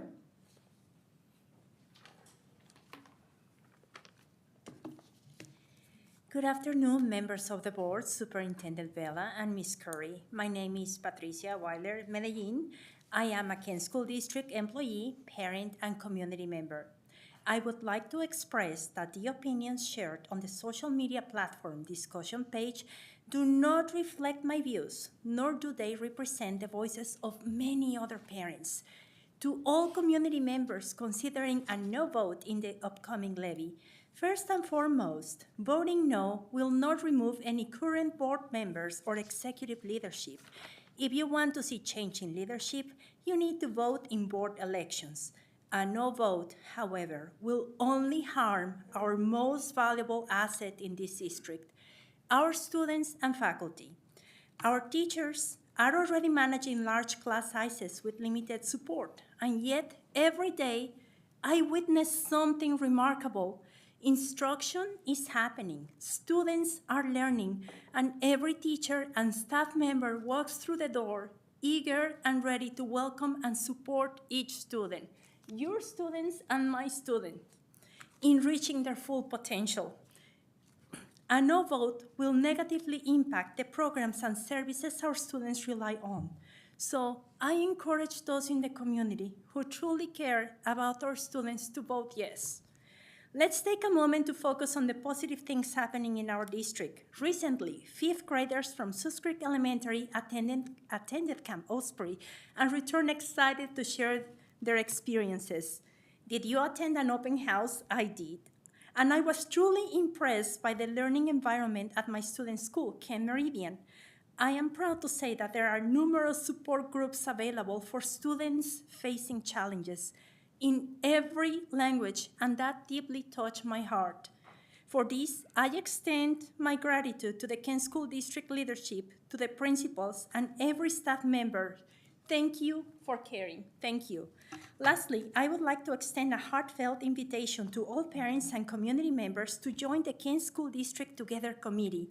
The first meeting will take place next Monday, September 30, from 5:30 to 7. This is a valuable opportunity for us to come together and find solutions to the many challenges our district is facing. When we unite, we rise. We foster a culture of collaboration and contribute to the success of a district that is committed to excellence. Thank you for your time. Thank you. Our next speaker is Catherine Smith.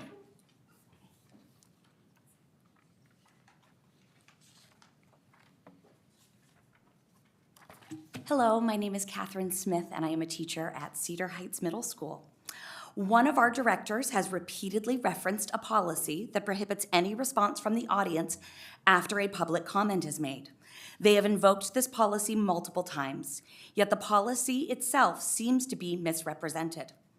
Board Policy 1400 states that the board will conduct all board meetings in a civil, orderly, and business-like manner. The interpretation of this board member, goes beyond what is stated. Clapping is not uncivil, disorderly, or unbusinesslike in manner. The self-instated no response policy is not codified in any official guidelines, yet it has been used as a threat to remove audience members for clapping. The inconsistent enforcement of the no response policy raises serious questions about transparency and fairness. There should not be an environment of fear or repression at public meetings where community members feel that they are being punished or silenced for showing basic levels of support for speakers. This inconsistency creates confusion and a sense of selective enforcement, leading us to question the integrity of the process. If policies are to be enforced, they must be clear, consistently applied, and officially documented, not made up in the moment. I must also point out the concerning pattern of intentional misinformation. Misleading the public, whether through inaccurate references to board policies or the creation of new rules on the fly, damages the trust between the board and the community. It gives the impression that the intent is not to foster a constructive dialogue, but rather to control and limit it. Directors, we are here as partners in this process, advocating for our children and the community. Your community's voice matters, and they deserve a system where public comments are respected, policies are clearly defined and consistently enforced, and no one feels threatened for simply clapping. We ask for transparency, fairness, and a genuine effort to listen to and engage with the community. Thank you for your time. Thank you. Our next speaker is Allison Miller.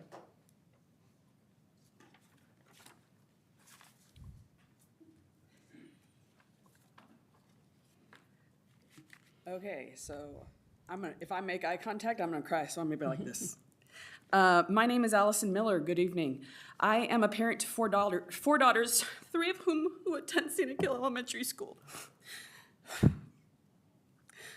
First, I want to express my condolences to the staff and families of Lake Youngs for having experienced the traumas that you have, for trying to do everything in your power and in the right way to protect your students just to be met with resistance the whole way. I want to thank you for, in spite of reliving those traumas you've experienced, still standing tall and rising to every subsequent challenge, empowering other families to keep going. Secondly, I want to express my personal gratitude to the teachers and staff of Scenic Hill Elementary for loving our kids and our community so fiercely that you are willing to go the extra mile to protect our kids, even if that means adding to your already maxed out workload. I am so proud to get to call Scenic Hill Elementary School my daughter's school. Shame on the district for bestowing a battle upon us that we should never have had to fight. Superintendent Vela, please continue to do everything in your power to ensure the teacher in question does not see inside another classroom.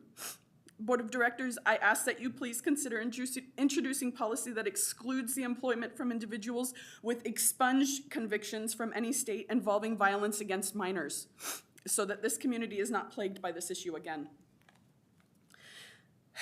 Lastly, and more than anything, I want to implore the board and every district administrator to reflect on why we haven't been able to confidently pass bonds or levies since I moved here from across the country 3 years ago. I believe it has little to do with money. To have felt for the past 10 days that my children were placed in active peril at the hands of the district and then not to be acknowledged is maddening. It makes you question reality. It makes you doubt the district's intentions. I understand that there are nuances to managing crises that require discretion. But since I've been here, this does not seem to be the outlier, but rather the rule. The community feels ignored. It takes almost zero effort and no private information to validate the community's feelings and concerns. In order to repair a problem, one must first identify and acknowledge it. Thank you for your time.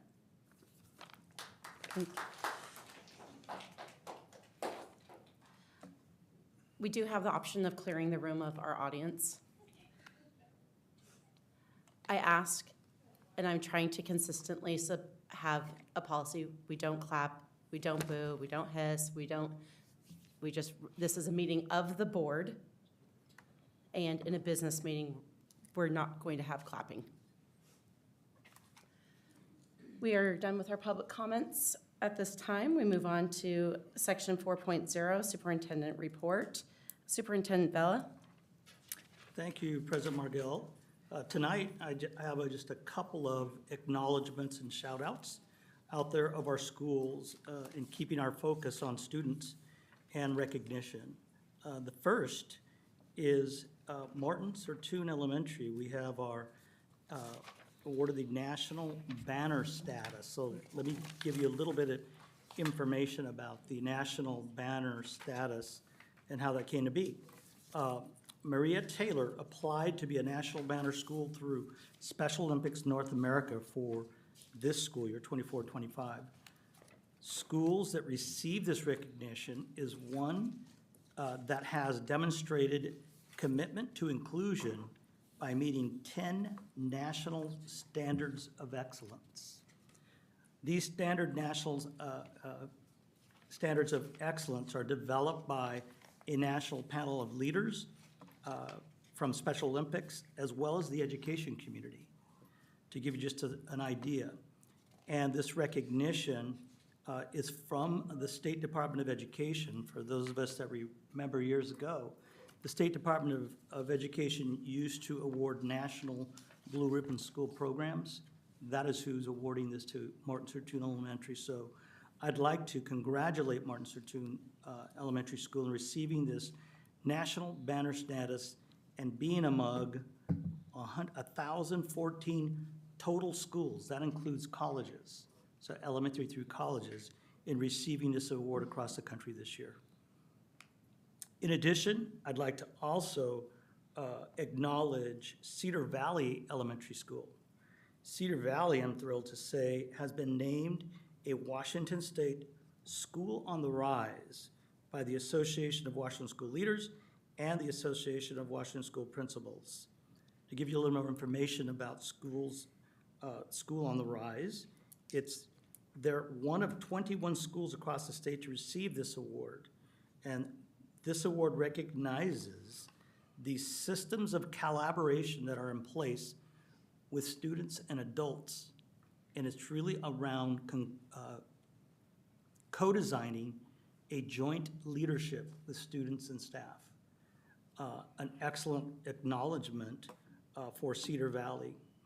The students and the adults lead school culture together by including, as I mentioned, and co-designing joint leadership opportunities. Cedar Valley was named for its authentic student engagement, elevated student voices, and inclusion of multiple student perspectives. Once again, I congratulate Cedar Valley Elementary Principal Nicole O'Brien and all of the staff and families for this acknowledgement. Lastly, I'd like to, since we're nearing the end of the month of September, I believe our first meeting, our last meeting, regular meeting, Director Song, you read a proclamation for Hispanic Heritage Month. And I didn't want the month to end without saying that it isn't just a month of September that you make these acknowledgements, that we could do them throughout the year regardless of the proclamation that we read up here. But I wanted to say that during this last month, I know in visiting schools, I was proud to see the different celebrations of the rich history and culture and contributions of our Hispanic and Latino communities in the Kent School District, all representing a 1 KSD. And that concludes my report. Thank you very much. Our next section is 5.01, the legislative update. Please remember that this is the last time that we can have additional comment cards dropped into the blue box at the side of the room. Director Clark, would you please give us our legislative update? All right. The Washington State School Directors General Assembly went through their basic handbook of positions they want to take in terms of state law and legislative action. And the short version is there were some 47 items that were passed, but as I mentioned to the board members in advance, when there was multiple iterations, that they had a screening committee, and those were always adopted, so that's not particular news. Just a general reminder, we have to submit to the state a list of 10 that this board specifically wants to deal with, and we will deal with that at a future meeting. That's all I have. Oh, Great. excuse me, I made one error. At the last board meeting, I mislabeled the capital gains initiative that's on the ballot this November. It's 2109, and I specified why that was important. The set aside of that money creates a large pool of funding for state public schools, so it's directly related to us. Thank you. Thank you very much. We now move on to section 6.01, gifts, donations, and memorial acceptance. Is there a motion on the floor?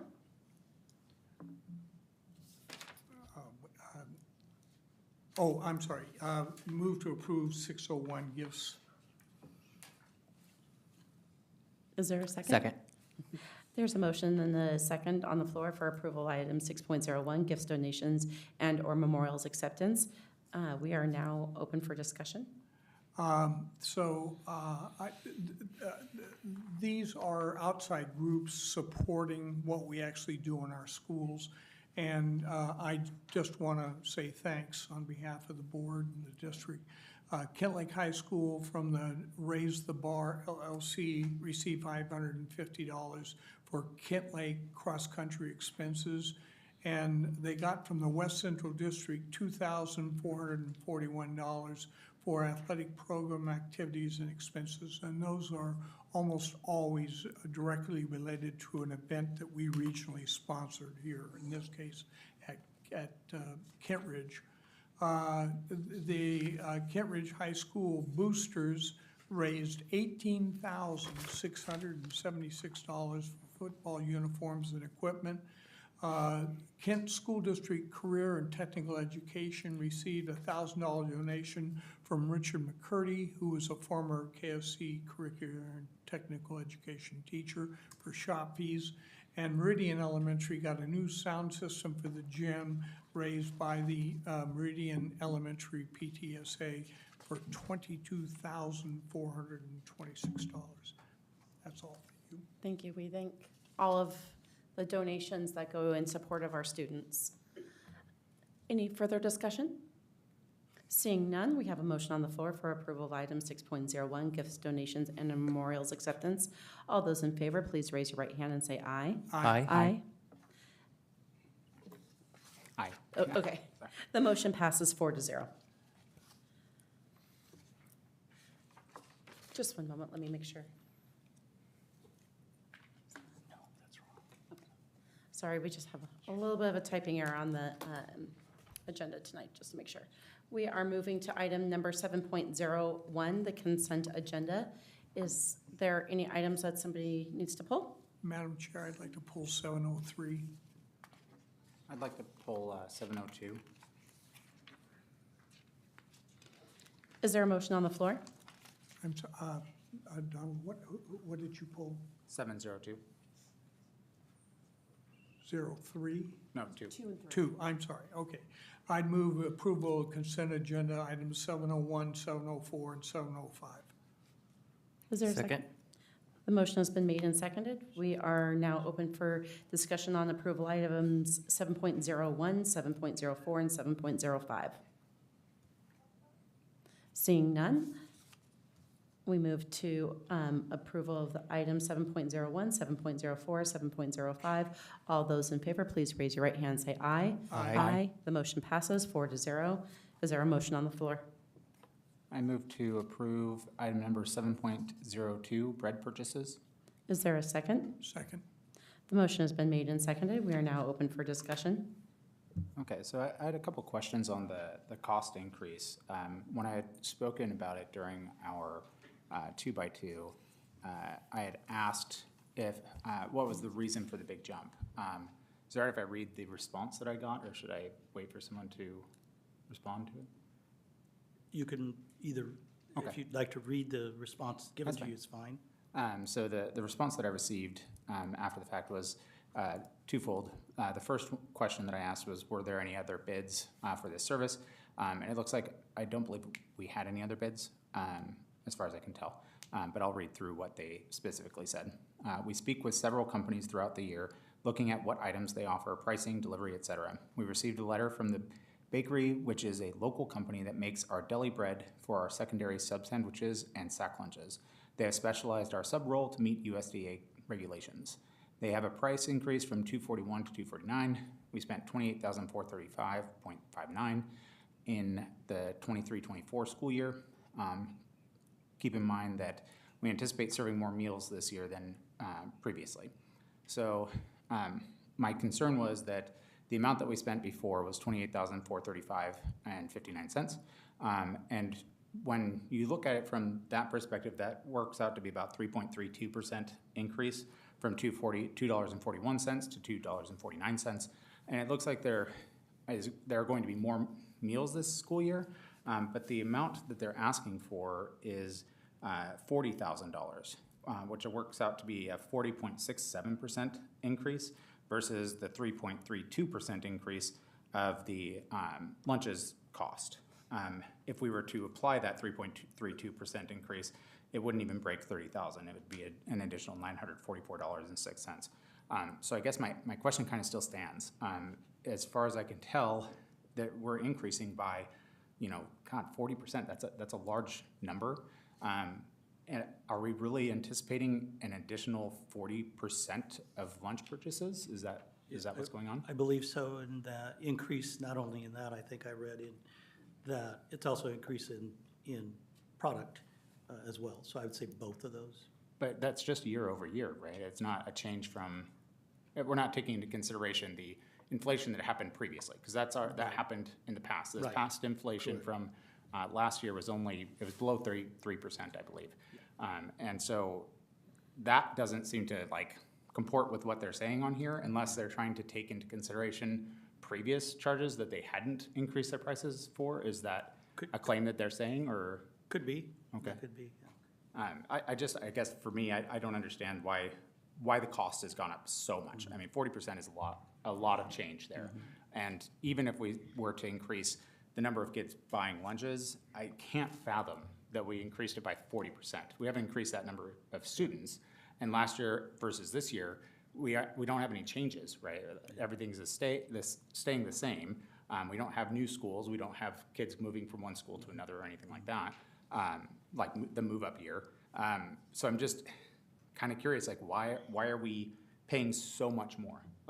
Because the answer that I received just doesn't spell it out, really. It spells out some of the changes that they made, how much it's going to cost per lunch, but that doesn't equate with what the changes that we're making overall. Yeah. So as I shared, the increase in product is what I read, as well as the costs. So two of those, as I mentioned, I think Ms. Fields is here, so you might add to that increase.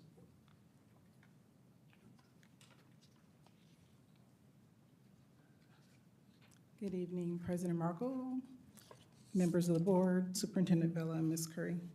So the increase, again, is in anticipation of participation, because we're now all CEP. So last year, when we initially put our PO in for the bread company, it was $20,000, but we had to amend that PO by $10,000, because again, we tried to anticipate participation. So with the price increase and hopefully increased participation, I was just giving us a little bit of room. Was there any data as far as, because there were only a couple of schools that didn't qualify last year, right? It was a couple of the high schools, is that right? That's correct. Did we look at what the high schools' change in usage was at the other two high schools that did qualify this year? Because, I don't know that they didn't qualify the year before, so I don't know. Right, so they did not qualify for CEP last year, and I can tell you that they have increased participation already, and I didn't prepare to give you a number there. Oh, that's okay. So it was just anticipation of. I was more meaning the other high schools, the two that qualified last year. Yes. Did they qualify the year before? Yes. Okay, so there wouldn't have been a change there for us to track compared to the other two high schools. That And the is rest of the correct. schools were all part of the free and reduced lunches or whatever. Correct. Program for everything else, except for I think KLA, maybe KVA, and something else, maybe.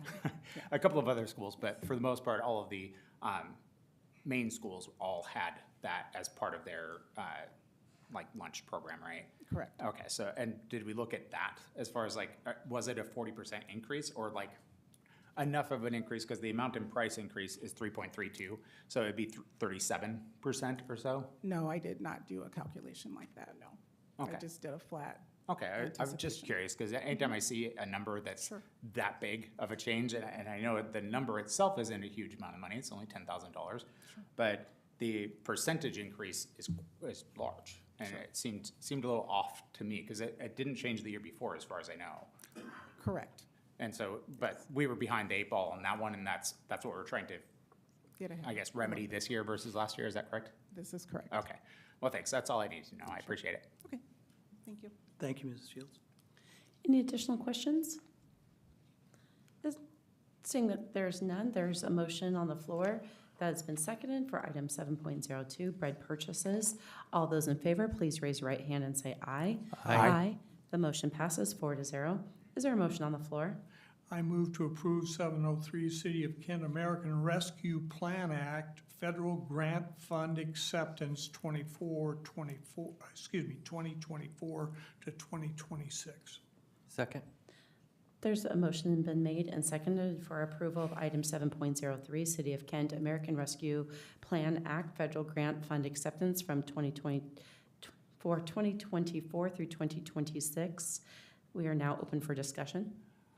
I'd like to hear from administration in terms of how this is going to create enrichment for the educational program for our secondary students.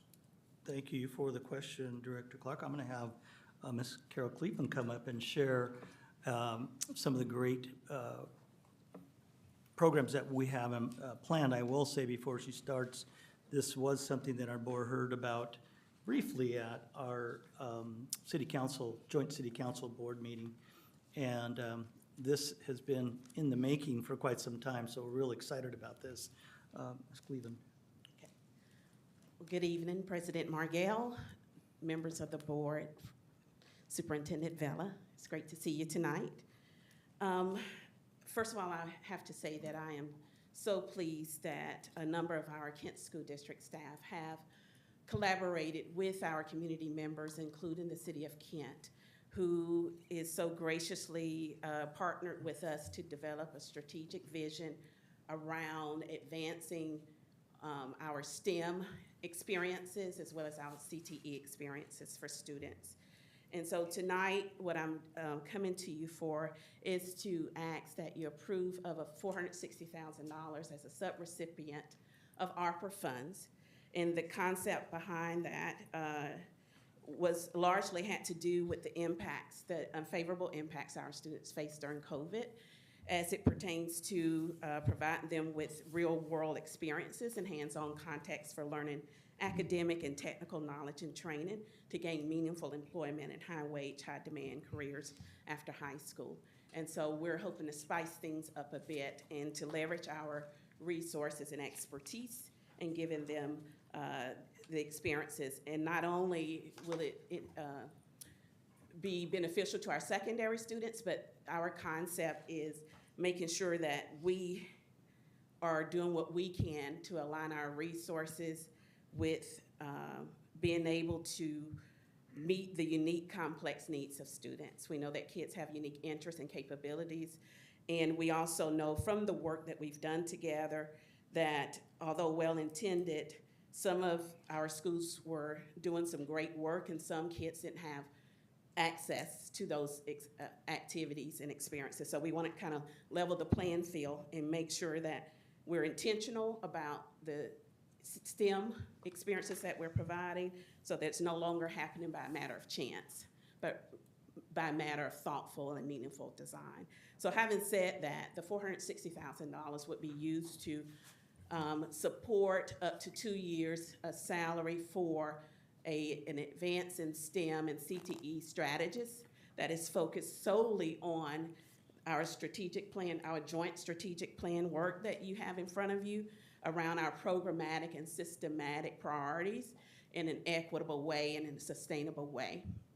And at the high school level, some of that work would include making sure that we have definitely industry guest speakers engaging with our students more, as well as all of our high schools have an opportunity to have STEM clubs. So we're looking at expanding new clubs and challenges. And then we're also looking at onboarding a youth apprenticeship program in partnership with the Port of Seattle and AJAC in the city of Kent. And then we're also looking at continuing to expand the career-connected learning opportunities that's focused on 4 key industries, which would be aerospace and outer space, advanced manufacturing, information technology, and healthcare. And so those are some of the things that we're looking forward to doing at the secondary level, and some of those at all the levels, actually. I have a quick question. Can you help me understand what the MOU is for, the 140 that's allocated jointly with the city of Kent? How is that separate from the 400? I guess it's part of the 460, but why is there that separation?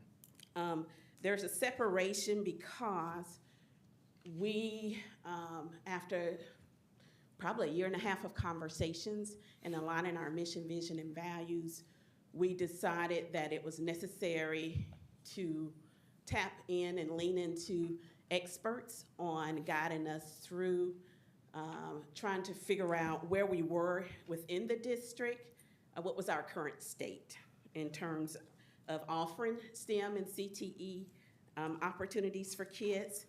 And then we also, we talked about what the community needs as part of that. And we did a landscape analysis about who is doing what today to assess the current state of the career-connected learning across STEM and CTE within the region.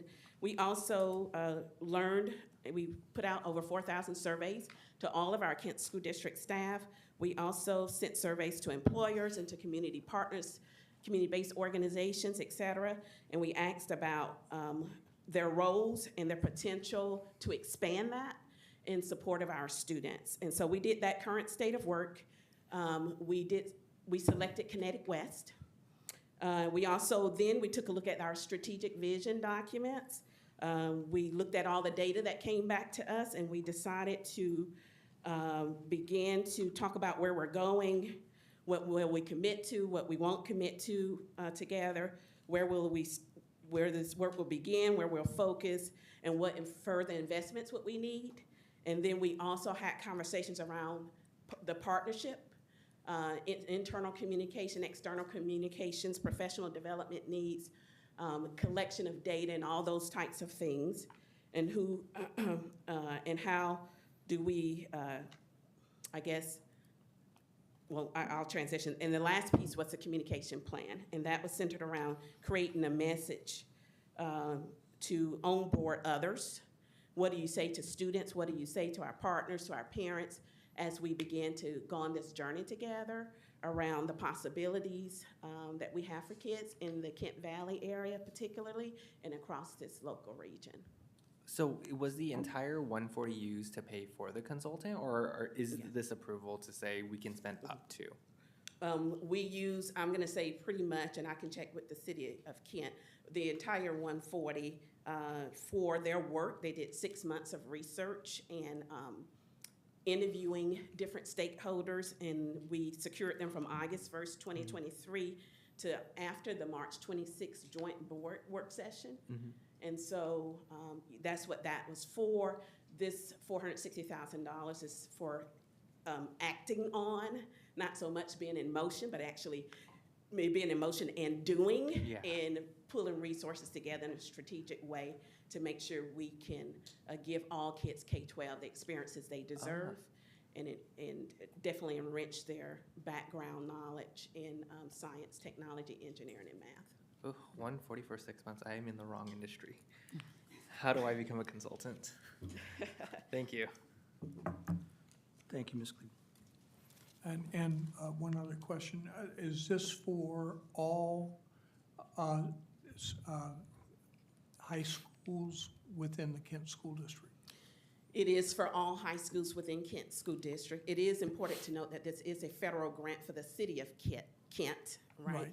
And so as we're looking at part of the funds being spent on expanding the Project Lead the Way experiences for grades 3 through 5, and some other activities around STEM clubs and challenges, there has been a conversation around prioritizing how we're going to support ASK, particularly from our schools that are in the Covington area, the city of Covington.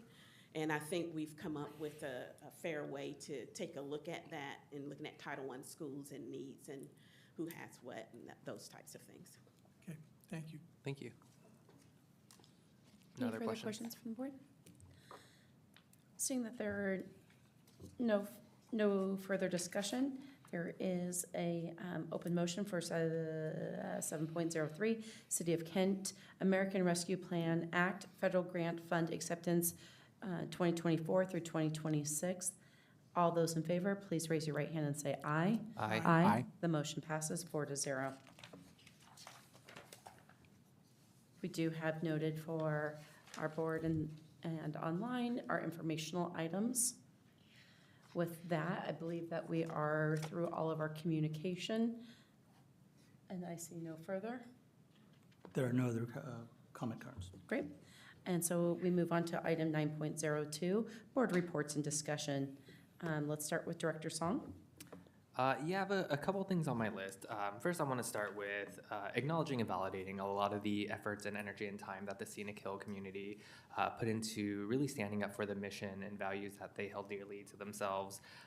It wasn't easy work, and I think there's true testament to the community that was brought together, and it really shows the resiliency of Kent School District. I think Scenic Hill did a really good job in displaying and portraying what it means to be an educator in this district. And so just wanted to make sure that we had an opportunity to publicly acknowledge and validate all the efforts that they put in the last several weeks. So thank you for those who were here and then also who couldn't be present today. Also wanted to extend gratitude and thanks to President Margell and Superintendent Vela and his team. We had a really nice meeting last week. I had a chance to really connect with our administrative staff and President Margell to I guess, clarify our vision and make solid plans for how are we going to take things to the next level and how are we going to proceed as a board for this upcoming school year. So thank you for, again, making the time to have that dialogue. Last week I also went to go visit Scenic Hill, had a chance to do a tour. It was really nice to see the classrooms in action. Did my best not to overextend my stay, so I kind of just popped into each classroom for a few minutes to not disrupt as much. And then with everything, again, going back to the emotions that were expressed by the Scenic Hill community, I have extensive history and working with marginalized populations. In my early career, I worked with law enforcement, did a lot of work with child trafficking, crisis response, and serving victims. And so, again, just really validating the efforts that they put in and acknowledging that the realness of the secondary trauma and stressors that families are feeling. There's enough in our society today to worry about.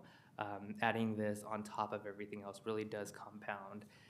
So I'm glad we were able to move forward with this, and hopefully if there are any additional questions, comments, or concerns that the public feels like they've been heard throughout this process. So hopefully you guys will still feel comfortable and confident enough to bring those towards the board. And then some of the other acknowledgements I just wanted to make, these weren't official board proclamations, but just felt like I wanted that it should create some awareness. So the month of September is also National Suicide Prevention Month and Deaf Awareness Month. Sticking in consistency with our missions for inclusivity, acknowledging the diversity amongst our student population. I really wanted to include those voices as well. Also acknowledging Southeast Asian, what is it called? Are they called holidays? Yes. Southeast Asian holidays. It was recently the Mid-Autumn Festival that Korea, Taiwan, and Japan celebrates. It's also National HBCU Week, so acknowledging and highlighting the progress for historically Black colleges and universities. And then the last one is today's officially Teachers' Day in Southeast Asia, and I feel like this is something we should bring to Kent School District. What happens, especially in Korea, is on Teachers' Day, all the students and parents bring their teachers money and gifts. And so if we can make that a policy, I will back that. And with that, I end my report. I love that. Sorry, that made me laugh. Director Song, thank you very much. Director Cook? All right, so over the past couple weeks since we last met, I also went with Director Song to Scenic Hill and was very impressed with the staff and parents and everything with a lot of work together to help make their voices heard. So I was here during the meeting that we had on the levy session, which kind of turned it a little bit different direction. But I felt that it was important that I listened and not interject my own views throughout that, which I typically have a policy regarding many things here, but especially in this case. But I did feel it was important that I stayed and listened to it for as long as people wanted to talk, which I did. And I thank Director Song for joining me in that. As far as the Cinderella Project, I don't know if everyone's heard of it, but I've been kind of taking that one on to help out as much as I can, volunteering at Kent Ridge and more recently over at Kent Lake, and then I do plan if there's a need at Kentwood as well. I'm not sure when Kent Meridians, if they've already had it or whatnot, but if they do need people, I'll volunteer for that as well.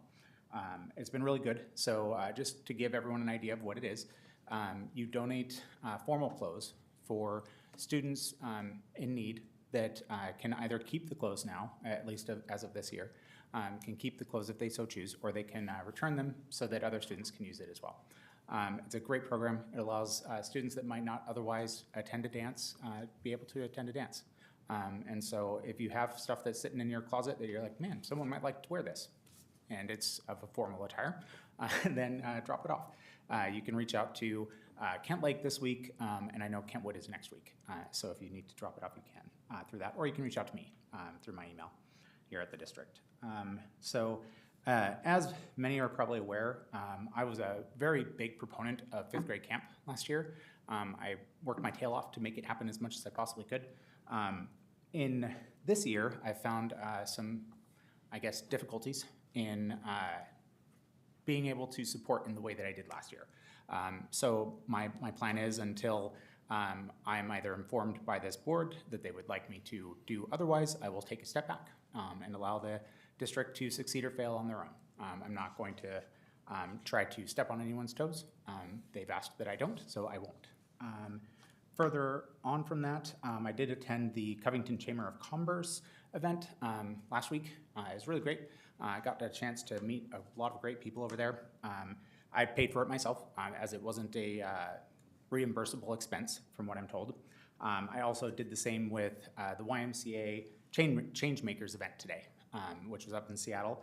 They invited me out to that. I also paid for my parking and such out of pocket.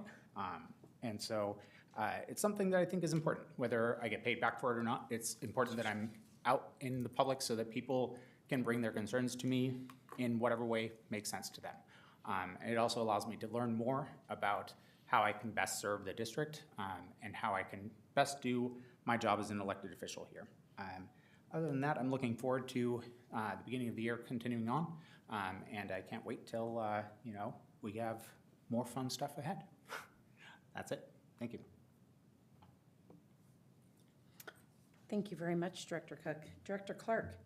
I'll just keep it brief. I popped into Kent Lake High School and Kent Ridge High School, talked to the staff there just on checking in how things are going. That's it. That was very brief. Thank you, Director Clark.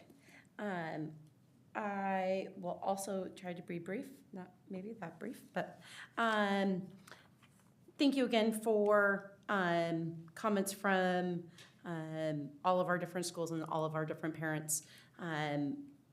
While, again, we're not always able to share everything. It's part of being a board where it is heard and seen.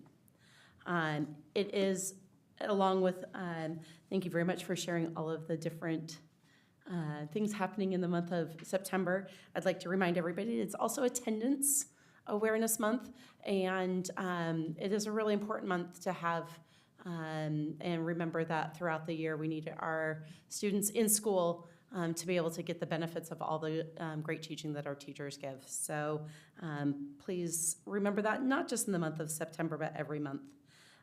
This is homecoming season, and so I just want to say good luck to all of our teams during their homecoming games and all of the different sports. I know I am looking forward to celebrating senior night. There are 13 girls senior swimmers this year on the Kent Ridge team, and so we will be celebrating them. Anybody who wants to come out and watch some swimming tomorrow, that will be at Lindbergh High School.